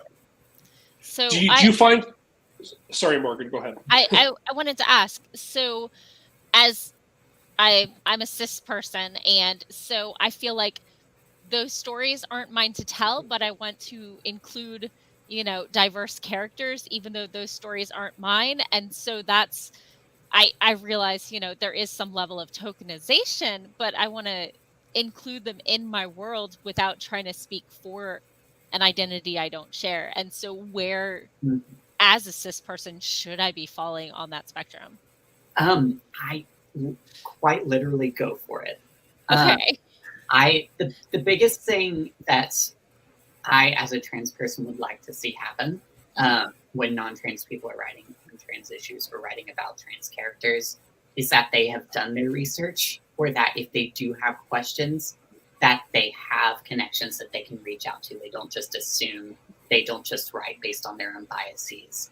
That they recognize where they don't necessarily have the experience or the know-how, and do their research by going out into the trans community and asking those who are comfortable being asked and are willing to be those resources. And then in the editing stage, getting sensitivity edits, making sure that what you're saying about these characters. But definitely doing the heavy research goes miles. I definitely encourage you, though. It's not tokenization if you are doing it to honor us and you are doing it in a way that gives them life. So my current story has an asexual character that I really need to get a sensitivity reader for, but I want diverse.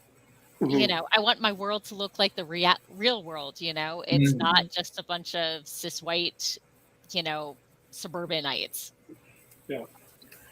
And so as a bi man, the first time I've seen representation of the bi community that I felt was honest was actually in the Hank Green novels. Beautifully, Absolutely Remarkable Thing, or Beautifully Foolish Endeavor, with the one character, April May. And so I actually use that as kind of permission to let myself write my MC from my next book as a bisexual man.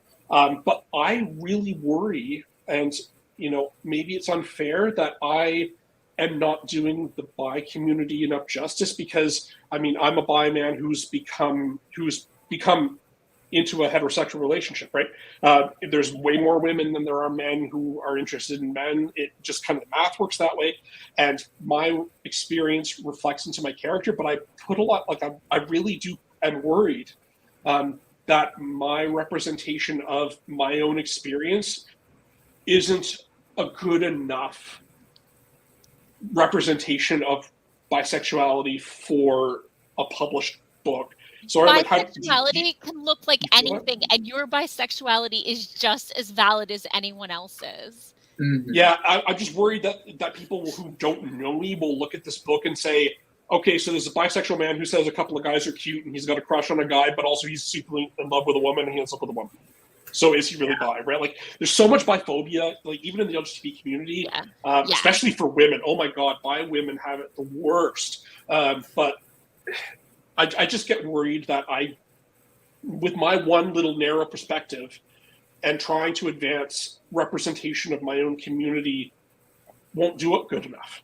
Yeah. And maybe that's just too critical of myself. But listen, I feel the exact same way about my stuff. And it's hard. It's just a matter of, what we have experienced is valid, and it's just something we have to process. Is that, our experiences are our experiences. But yeah, I definitely feel that.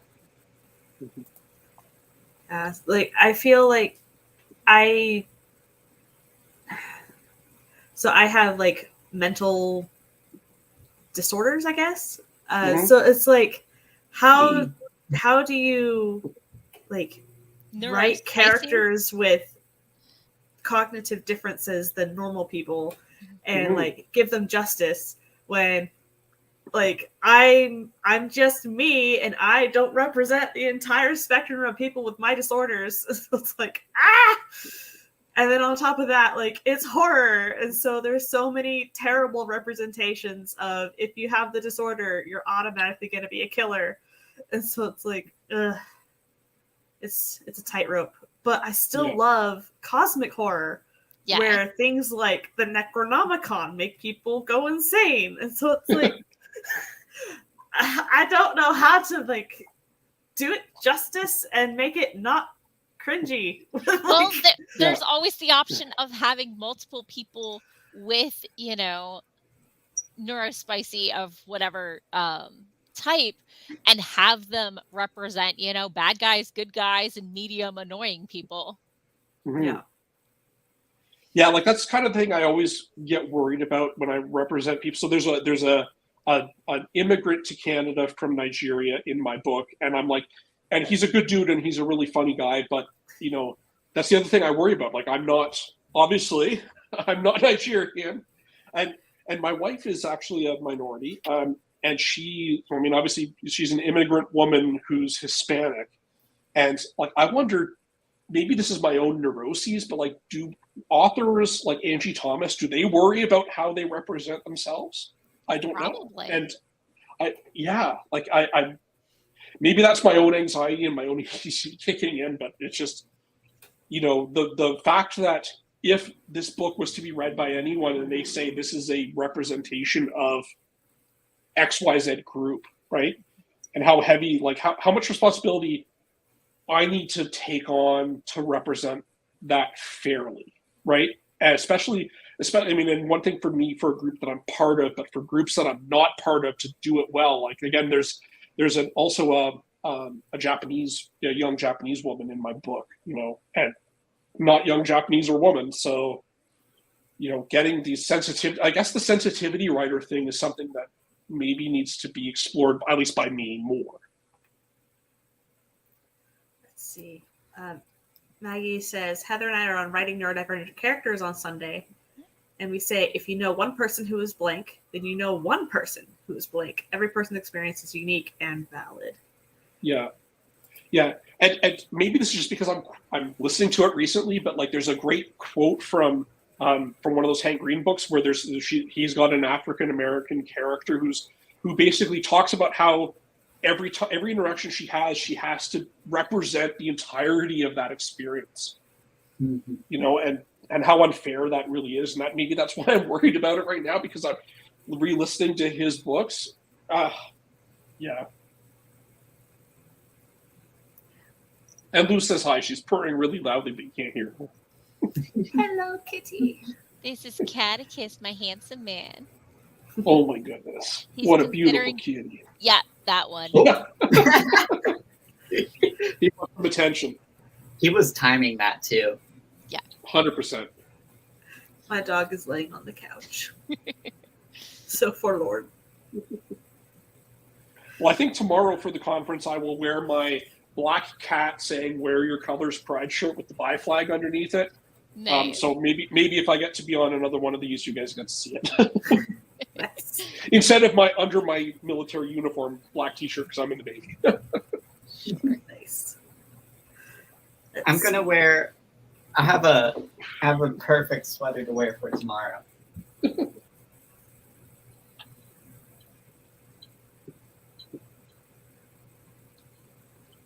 I got mooned! I got mooned in Chattanooga. Nice. Hello, Joanne. Maggie says, as an ally mom and Native American minority, I can tell everyone, tell the story. Be respectful. Do your research, but know there will be people who have a different experience and may discourage you. Thank you. Do not be afraid. Unless you see Catechus preparing to pounce. Looks like somebody may be a little bit hungry. No, he just likes to gnaw on me. My ankles are amazing. I did not realize. I think he's half Amish. Oh. Now I'm thinking about Weird Al. Amish paradise. He was If the anything, first I'm the person I hungry ever one saw in over here with concert. the Peanut butter crackers. Weird Al was the first Gracious. person I ever saw in concert. Oh wow. Okay, and was it amazing? It was so good. He All did right. a costume change in between every song. Like Nice. it was Yeah. perfection. And they would show his interviews with celebrities on the big screen during the costume changes. That was fun. It was so good. The best live performance I've ever seen of anything is Rammstein on the Plains of Abraham in Quebec City. Oh wow. And it really disturbs me about the allegations that have just come out about their lead singer. What is the world coming to these days? You know, it's a good thing that people are being held to account for things they've done. But yeah. Yeah. So hello, Hazelnut. Welcome, welcome. Hi, Hazel. Let's see. No one asks how you know how to write space aliens. People ultimately are just people.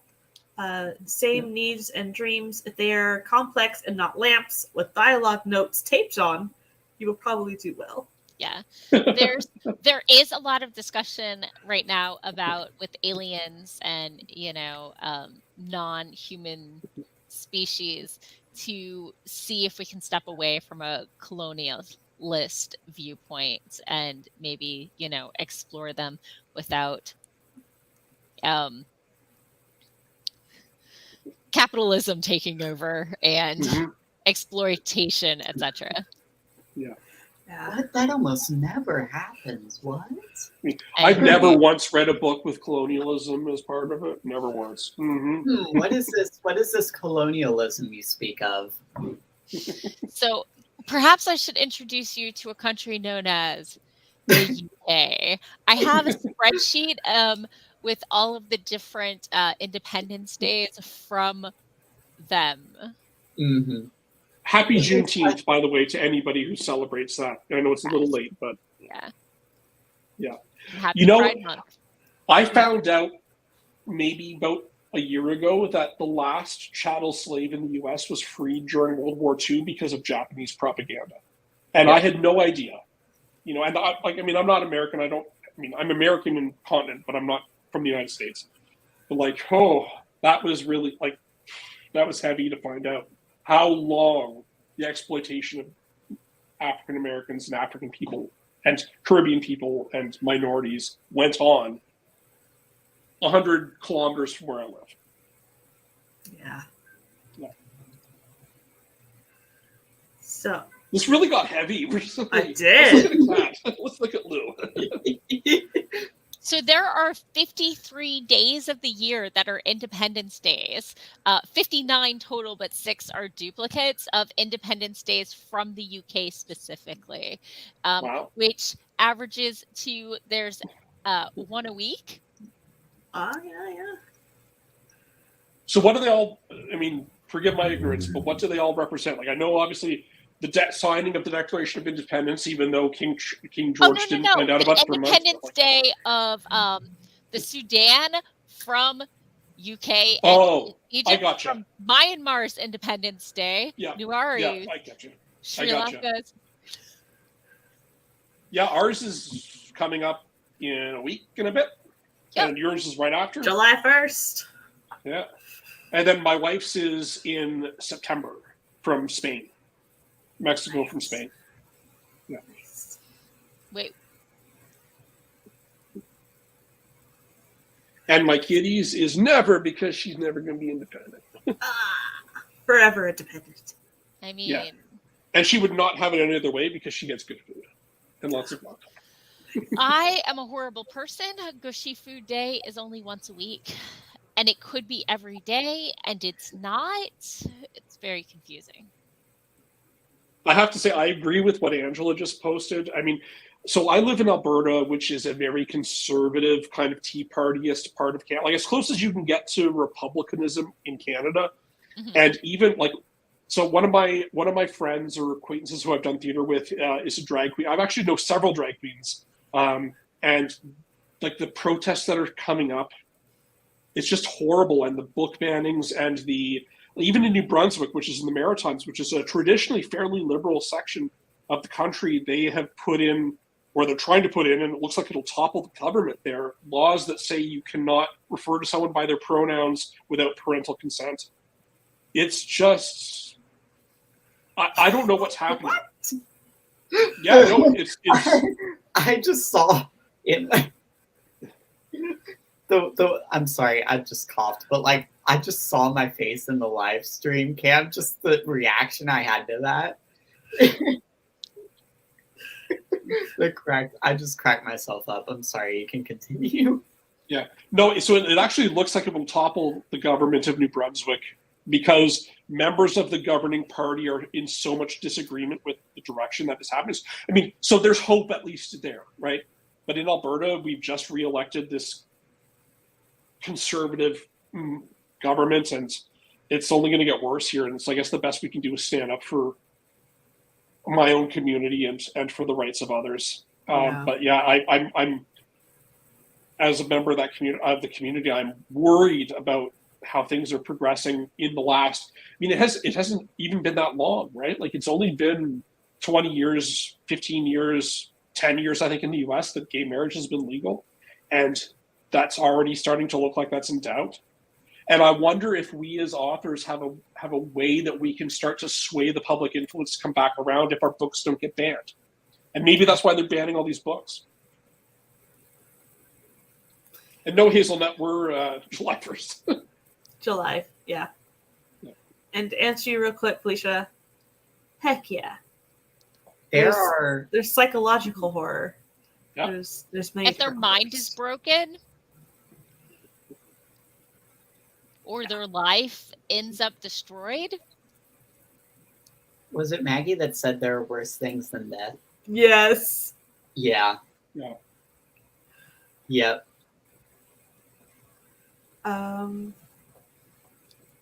Let's see. I mean, there are 20 that's the whole concept behind To the Pain, right? Princess Bride. To the pain. Cut off your hands and wrists and the feet. Not to the death, but to the pain. Yeah.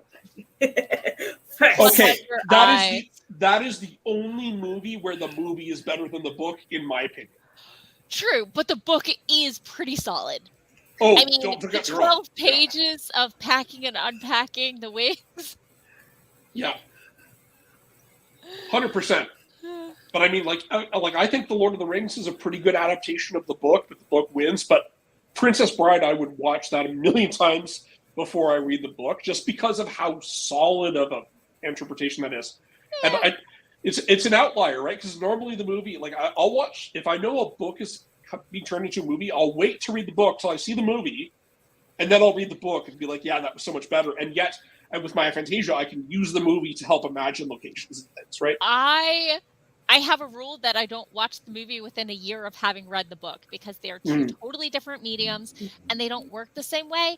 And I don't want to sit through the movie being like, ooh, how are they going to do this scene? How are they going to do that scene? That's not, and I don't want to be reading the book and seeing how accurate it is. So luckily I've read 50 things between then and now. And so, there's got some space.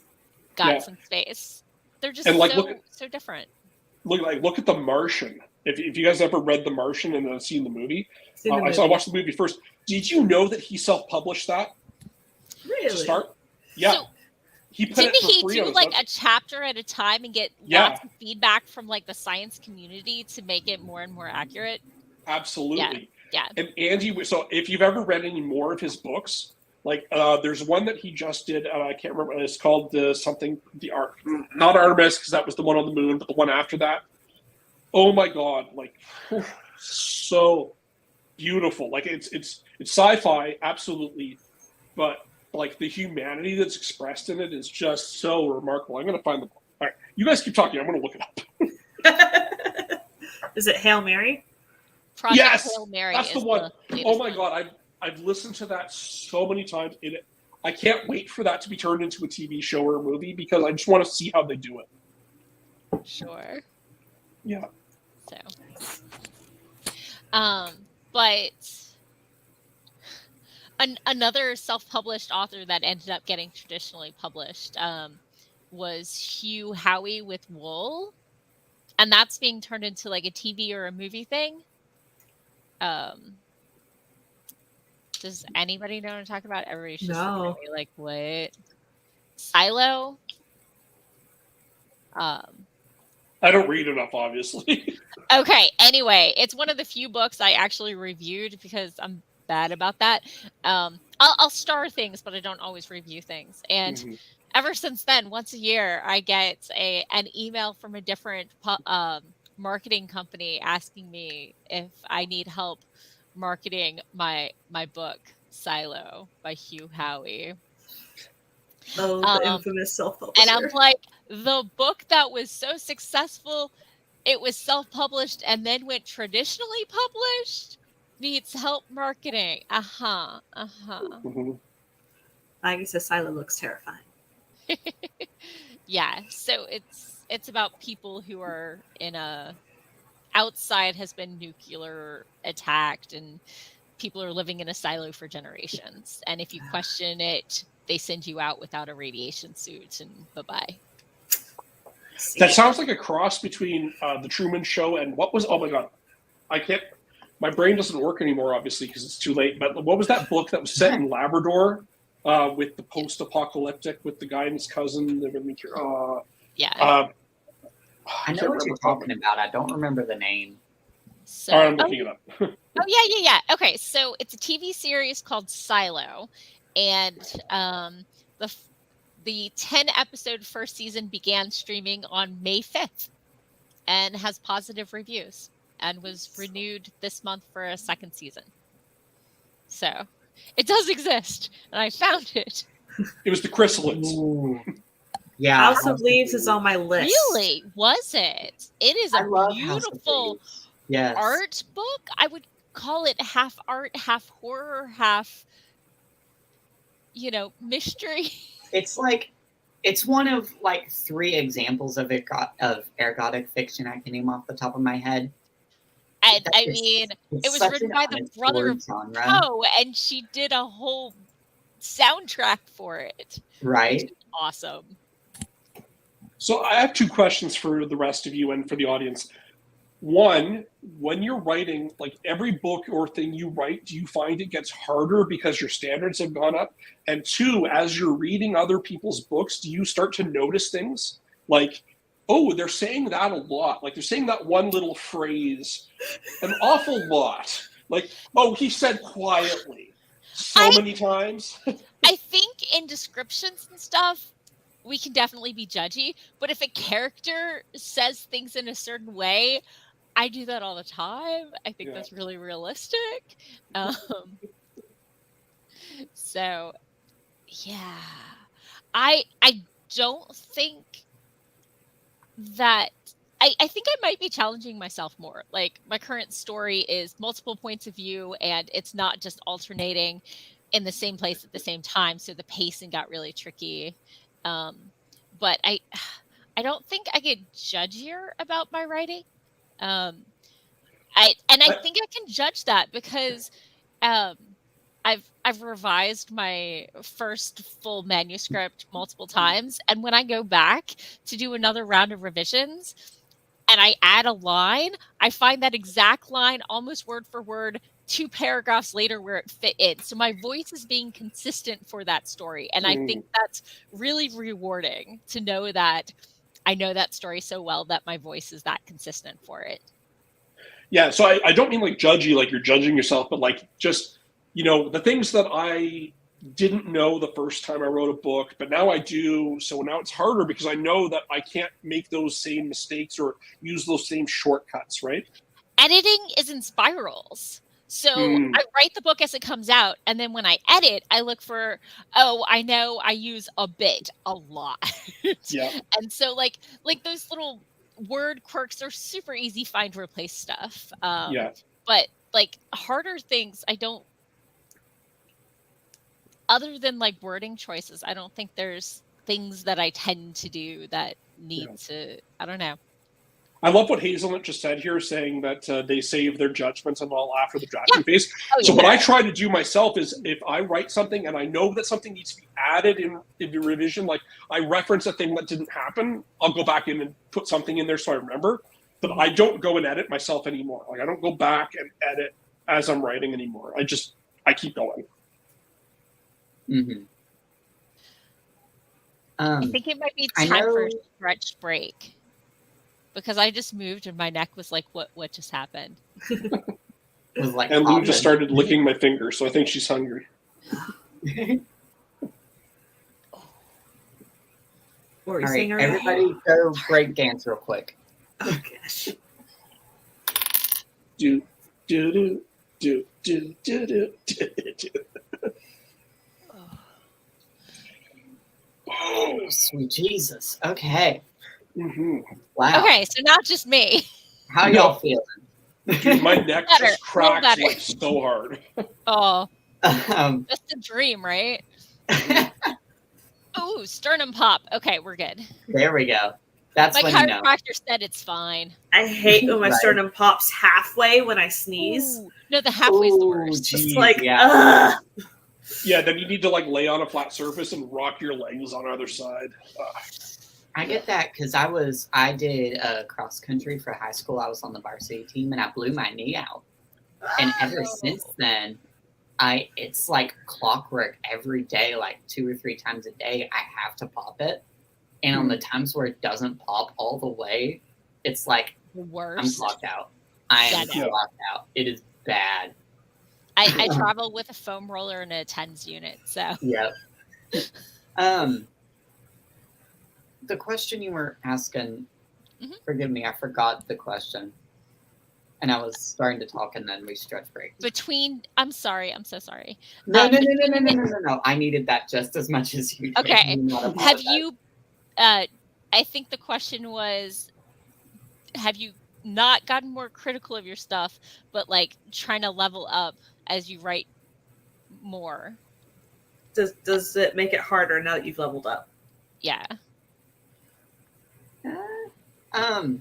I think for me, it's always in just about keeping a mindset of I'm always going to be constantly improving, and I'm always going to be constantly striving for something different, something better. And the path I take is definitely not going to be linear at any one point. And so for me, like, for example, I'm sitting on the poetry collection that I completed for my undergrad thesis. And going into my other poetry collections right now, I'm seeing where things have changed in my writing style. I'm seeing where things have changed in my voice. I'm seeing where things are staying similar. I'm seeing old habits creep back in that I don't want to creep back in. So it's just a matter of, I think it's different because I'm more poetry based than fiction based. Is when I go and write something, it's more a matter of, am I doing justice to what I want to do justice to? Not so much a matter of, is this draft going to get me to a concise next draft or whatever? So like, I don't know how to describe that better. I just backed myself into a corner. But it's just a matter of like, it's not necessarily that it is harder for me to write as time goes on, or that I am more critical of myself or anything like that. It's just a matter of recognizing that what I wrote in the previous collection, I have already wrote upon. It is time for me to do justice to what I want to be working on here. Yeah. Because I'm always going to be writing about something that is different from what it was in the past. And to do justice to what is different, the writing has to be different. I think I need to change my answer. Because my current story, I specifically, like my space fantasy is because I'm like, I've never done sci-fi. I really should. I love reading it. And I'm doing all the multiple points of view. And I'm like, I'm not really a lyrical writer. And then I try to write it lyrically. So I think I just tried to do a lot of new things in it. So I think I did push myself harder. So I have a sci-fi duology Nice. that I have been attempting. So a couple years back for Nano, I got like 22,000 words into draft 1 of the first book, had an epiphany, had to scrap it and start over again because I realized 2 characters were going to be the same character. And I was like, this is going to be awesome. My space fantasy was my second Nano. The first time I threw away all but 30,000 words, and then I started over again. Yeah. So I get it. My problem was, this was like my second book that I had ever attempted to write. And so I wasn't super leveled up yet. And so I literally wrote for a super intense assassination sequence on a military base. Pew, pew, pew. All 3 fell down. Okay. I was like, Well, as someone in the military where the budget is very low, let me just tell you, there are so many exercises where we didn't have bullets or blanks, and we literally ran around going bang, bang, and bangity bang. I was like, I need to put a pin in this and come back when I've leveled up some more, because this is not it. So I think it could work in some stories if the story is about everything but the violence, about the mental like state and everything of the characters and stuff, where it's about the setup, it's about the aftermath, but I'm so good at it, it happens, you know. Like I think you can make it work. It's about a rebellion group in the Kuiper Belt of this made-up solar system, and they are trying to take down the oligarchy that rules over this solar system. And as one does. There are these stargates that these Lovecraftian gods will breathe through, and the Oracle priestesses will interpret it as to tell the future and stuff like that. So, like, it's all funky and fun. But that sounds like a really cool mashup. Yeah. So there's secret organizations, and there's brainwashing, and there's military bases, and so like it's all super intense and serious, and then it's just like pew pew pew, all 3 fell down. I was like, I can't. I should totally write a military thing where that's what they do, because that is oh my god, like we would do, like, okay, we're doing orders and we're going to go out, we're going to patrol somewhere, and then we run into the enemy who are really just like a bunch of just dudes hanging out there, and it's bangity bang. I probably shouldn't say all this because it might be embarrassing. Yeah. So I feel like I have leveled up a lot as an author, and a lot of it is on the prose level. So like the descriptions that I get to write in my stories. So I can just whip up really fun descriptions that incorporate characters interacting with the environment, so you can like pull the reader in more, because it's not just watching, but you're actually interacting and things like that. So it's really fun. But like characters, I don't have to go super in depth with them when I only have 100 words to work with for a story. So you use more archetypes to shorthand so that people can get the gist of what's going down, instead of like, so you could say like the gruff general did this, instead of having to go into detail of like, they buffed their shoes because this particular sergeant was mad at them on this particular day and yelled in their face, and like get this whole backstory on why they're gruff. Like, it doesn't matter. You only have 100 words. So now that I'm doing longer form again, it's like, how do I develop these characters so that they are 3D and have a voice and are consistent with that voice? It's like, I have videos on all those topics, making your characters 3-dimensional, writing fight scenes, how injuries work, from convention panels where I've taken notes from like actual pros, not just me. So if you check out my website, I've got some tips on this. Shameless plug.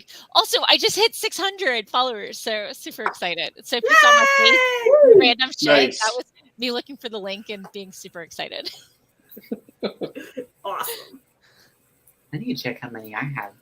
Yeah, me too. Let me just look real fast. Oh yeah, and this one had like Elizabeth I Banks. have 8 That's subscribers. awesome. Woo! It probably means I need to post more videos, but I don't want to post a video unless I have something actually useful to say, because I did that a couple of times when I was starting. Yeah. And now I'm embarrassed. Listen, I posted like an hour-long NaNoWriMo update with a promise for a part 2, and didn't post for another like 4 months. Oh, I'm banned from sharing links. Okay, no worries. That's fine. But anyway, if you search my channel, you'll see them. So Let me I've find been my presentation so I can write you. I've been doing videos since 2017 weekly, so been doing this a little while. I have need a your problem. discipline. I have a problem. I spend all my time blogging and vlogging, and I still haven't finished editing that space fantasy. But my videos exist because they are the video version of my blog, because I know a lot of people prefer this format, and it's also part of my editing process for my blog post. And You have been wrenched. I do no video editing.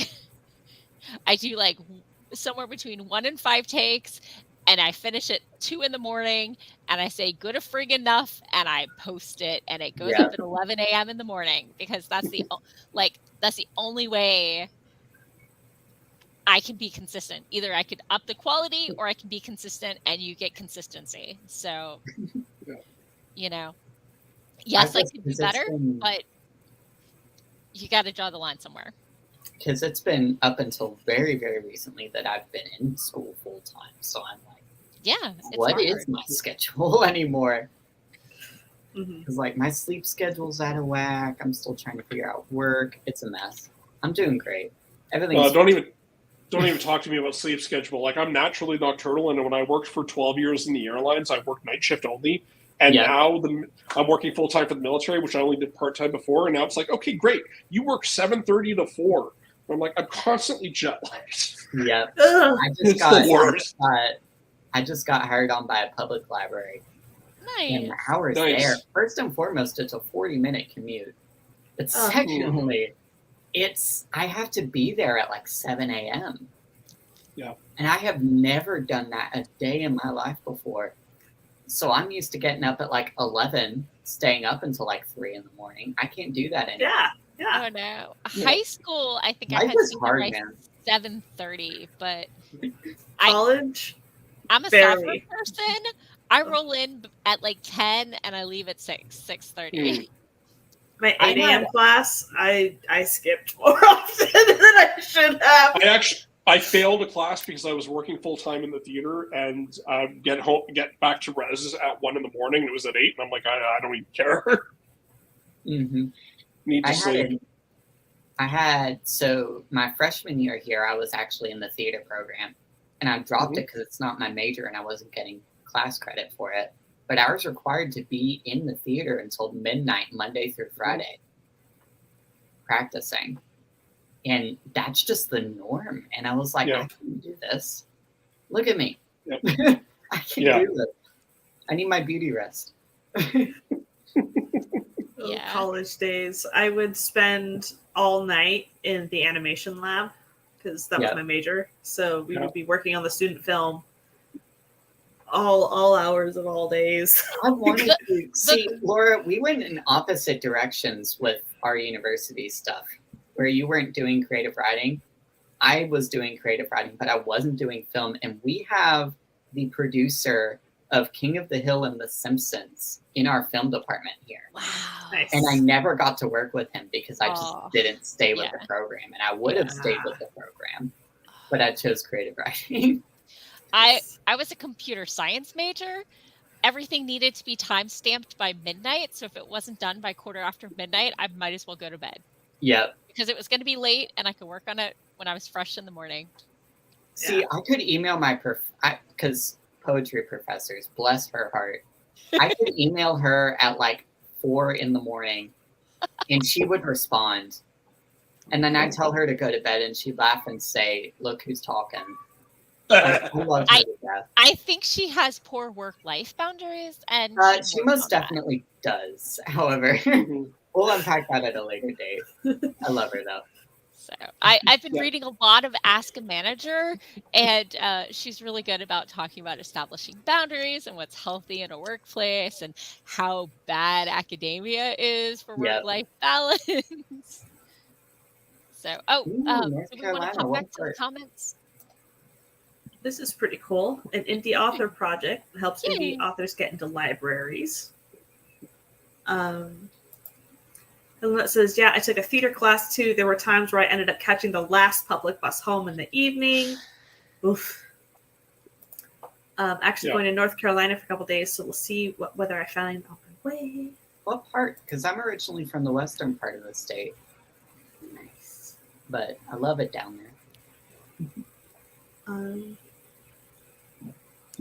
Yeah. Are we all caught up with comments? What? No. Has that ever happened? Well, I skipped a ton. Oh. So there's congrats on the 600. So welcome, JD Estrada. Maggie has barely posted this year, so don't feel bad. And if I ever become a full-time writer, I'm totally doing the Brandon Sanderson routine. Yeah. If you guys have never heard, he wakes up at noon and goes to bed at 5 a.m. And he works for like 4 hours, and then he spends family time for 5 hours and works for 4 hours and personal time for 2. Yeah. I would probably do about my current schedule where I get up at like 10, 11, do some stuff, have lunch, nap. Oh, wait, no, I don't nap. Catechist would like me to, though. And, I'm hashtag 9 p.m. Writers Club, not hashtag 6 a.m. Writers Club. I thought it was 5 a.m. Whatever. It's before 7. If I could figure out how to write from home and for some reason lost my job, I would totally move to Mexico and be a full-time writer. And then my wife can support me for a change. Nice. Yeah.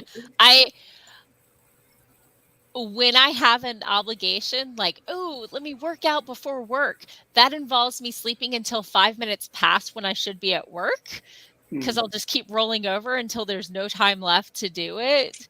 Yeah. And so, it's not good. I like my sleep.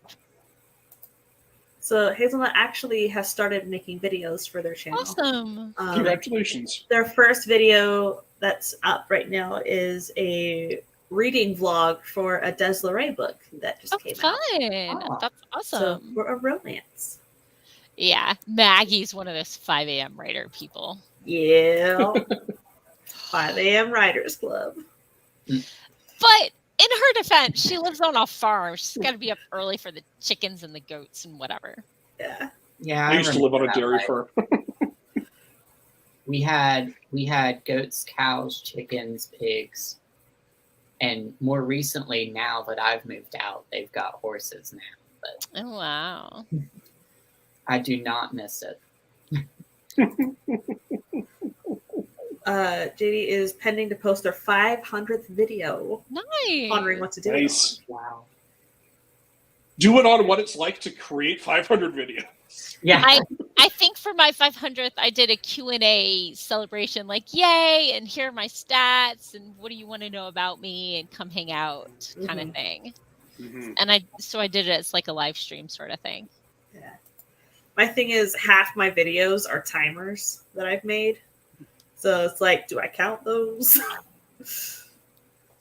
Oh no. Good night, Shannon. Good night, Shannon. Thanks for organizing all this, by the way. Definitely. Yes. 100%. I think, yeah. Organizing it again. Right? Yeah. Right? Doing it once is impressive. Yeah. Going back again is a glutton for punishment. What? Impressive, that one. Mm-hmm. I'm assuming these are the goats, Maggie, screaming at the house if you don't come milk them. And good night, Heather. Good night, Heather.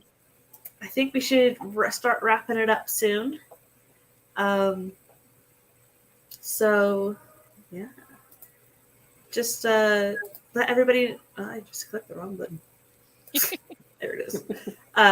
So if you could let everybody know who you are, why you're awesome, and where people can find you. Go, Morgan. Hi, I'm Morgan Hazelwood. I am an actively queering fantasy author. I blog, vlog, and podcast because I have no respect for limits. Writing tips from the pros and my own writerly musings. The pros are from conventions and published authors. And of course, I'm just out here myself.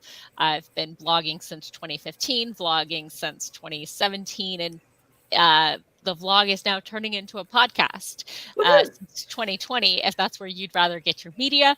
I have a problem I like to call Ariel syndrome. I want to be where the people are. I just want to be accessible, however you consume your media. And I will be hanging out at the closing ceremony, and every Sunday at 4:30 Eastern time, I have a productivity sprint with my friends Doc Coleman and Sako Toomey at 4:30 p.m. So that'll be after closing ceremonies. So maybe come check that out if you want to be productive or eat snacks. No judgment zone. All the snackage. All the snacks. Ariadne. Yes. Again, my name is Ariadne Macquarie. My pronouns are they, she. I can be found here on YouTube under the name Ariadne Macquarie. I've been posting more pre-recorded videos, but I am in the process of actually switching to a more live format. So definitely keep an eye out for that. It won't start for the next couple weeks or so because I'm in the process of starting a new job, but whatever. Yay, money. In the meantime, I'm pretty active on Instagram, now Twitter, and TikTok, and those are all in my link tree. I'll put that in the comment section in just a second. And make sure you see Wherein I Unknown You're Gone, my new poem, which is coming out through Black Fox Literary Magazine in August. Other than that, that's about all I got. Cool. And Joe. Over to me, I guess. Hi, everybody. I'm Joe. I work for the military. I'm also transitioning jobs. I'm going to become the deputy commanding officer of a unit down here in Calgary, so that'll be nice. That'll be interesting. But I write new adult fiction and plays. You can find my book, Mars Hill, on Amazon if you care. I don't mind if you don't. I'm also trying to get my Six Cats Press YouTube channel back in business, and I'll probably go record a little after-action review of today. We'll see. But just want to say, Laura, thank you so much for having me. This has been fantastic. I hope I get to come back tomorrow and I'll wear my my Pi Pride t-shirt. And Ariadne and Morgan, this has been fantastic to meet you guys as well. I just have to say how impressed I am with absolutely everybody in this community and with SD and everybody who's put this on. So just a big thank you from me, really, is what I want to say. Hopefully we can get you to more than 10 subscribers. It'll be great. I am Laura Nettles. I mostly write horror. You have stumbled upon my channel, and it has been so fun. Yeah, I don't think have I streamed with you before, Morgan? No, but we're both in the same Discords and we chat all the time. Yes. Maybe coffee. We may have coffeed before. So new for everybody. Hello, everyone. You're up to 9, by the way, Joe. Now I really have to go make a video. Exactly. 9 videos and 9 subscribers. You got to screenshot that. Yeah. So sorry, I didn't mean to interrupt. It's all good. Yeah, I presented today on publishing short stuff, so how to find places to submit short stories, flash fictions, and drabbles and poetry to, if they're like of the short variety. So that was fun. And then I was also on the presentation with Nia and Esther on making book covers in Canva. So I went over how to do the front, back, spine spread, and that was fun. And I will be around. So I will be a fungus. You cannot get rid of me. And yeah. And nor would we want to. Oh, thank you. So I will catch you all later. So let me find my outro video. There it is. Okay. So see you guys all later. Enjoy the AWC and have a great time.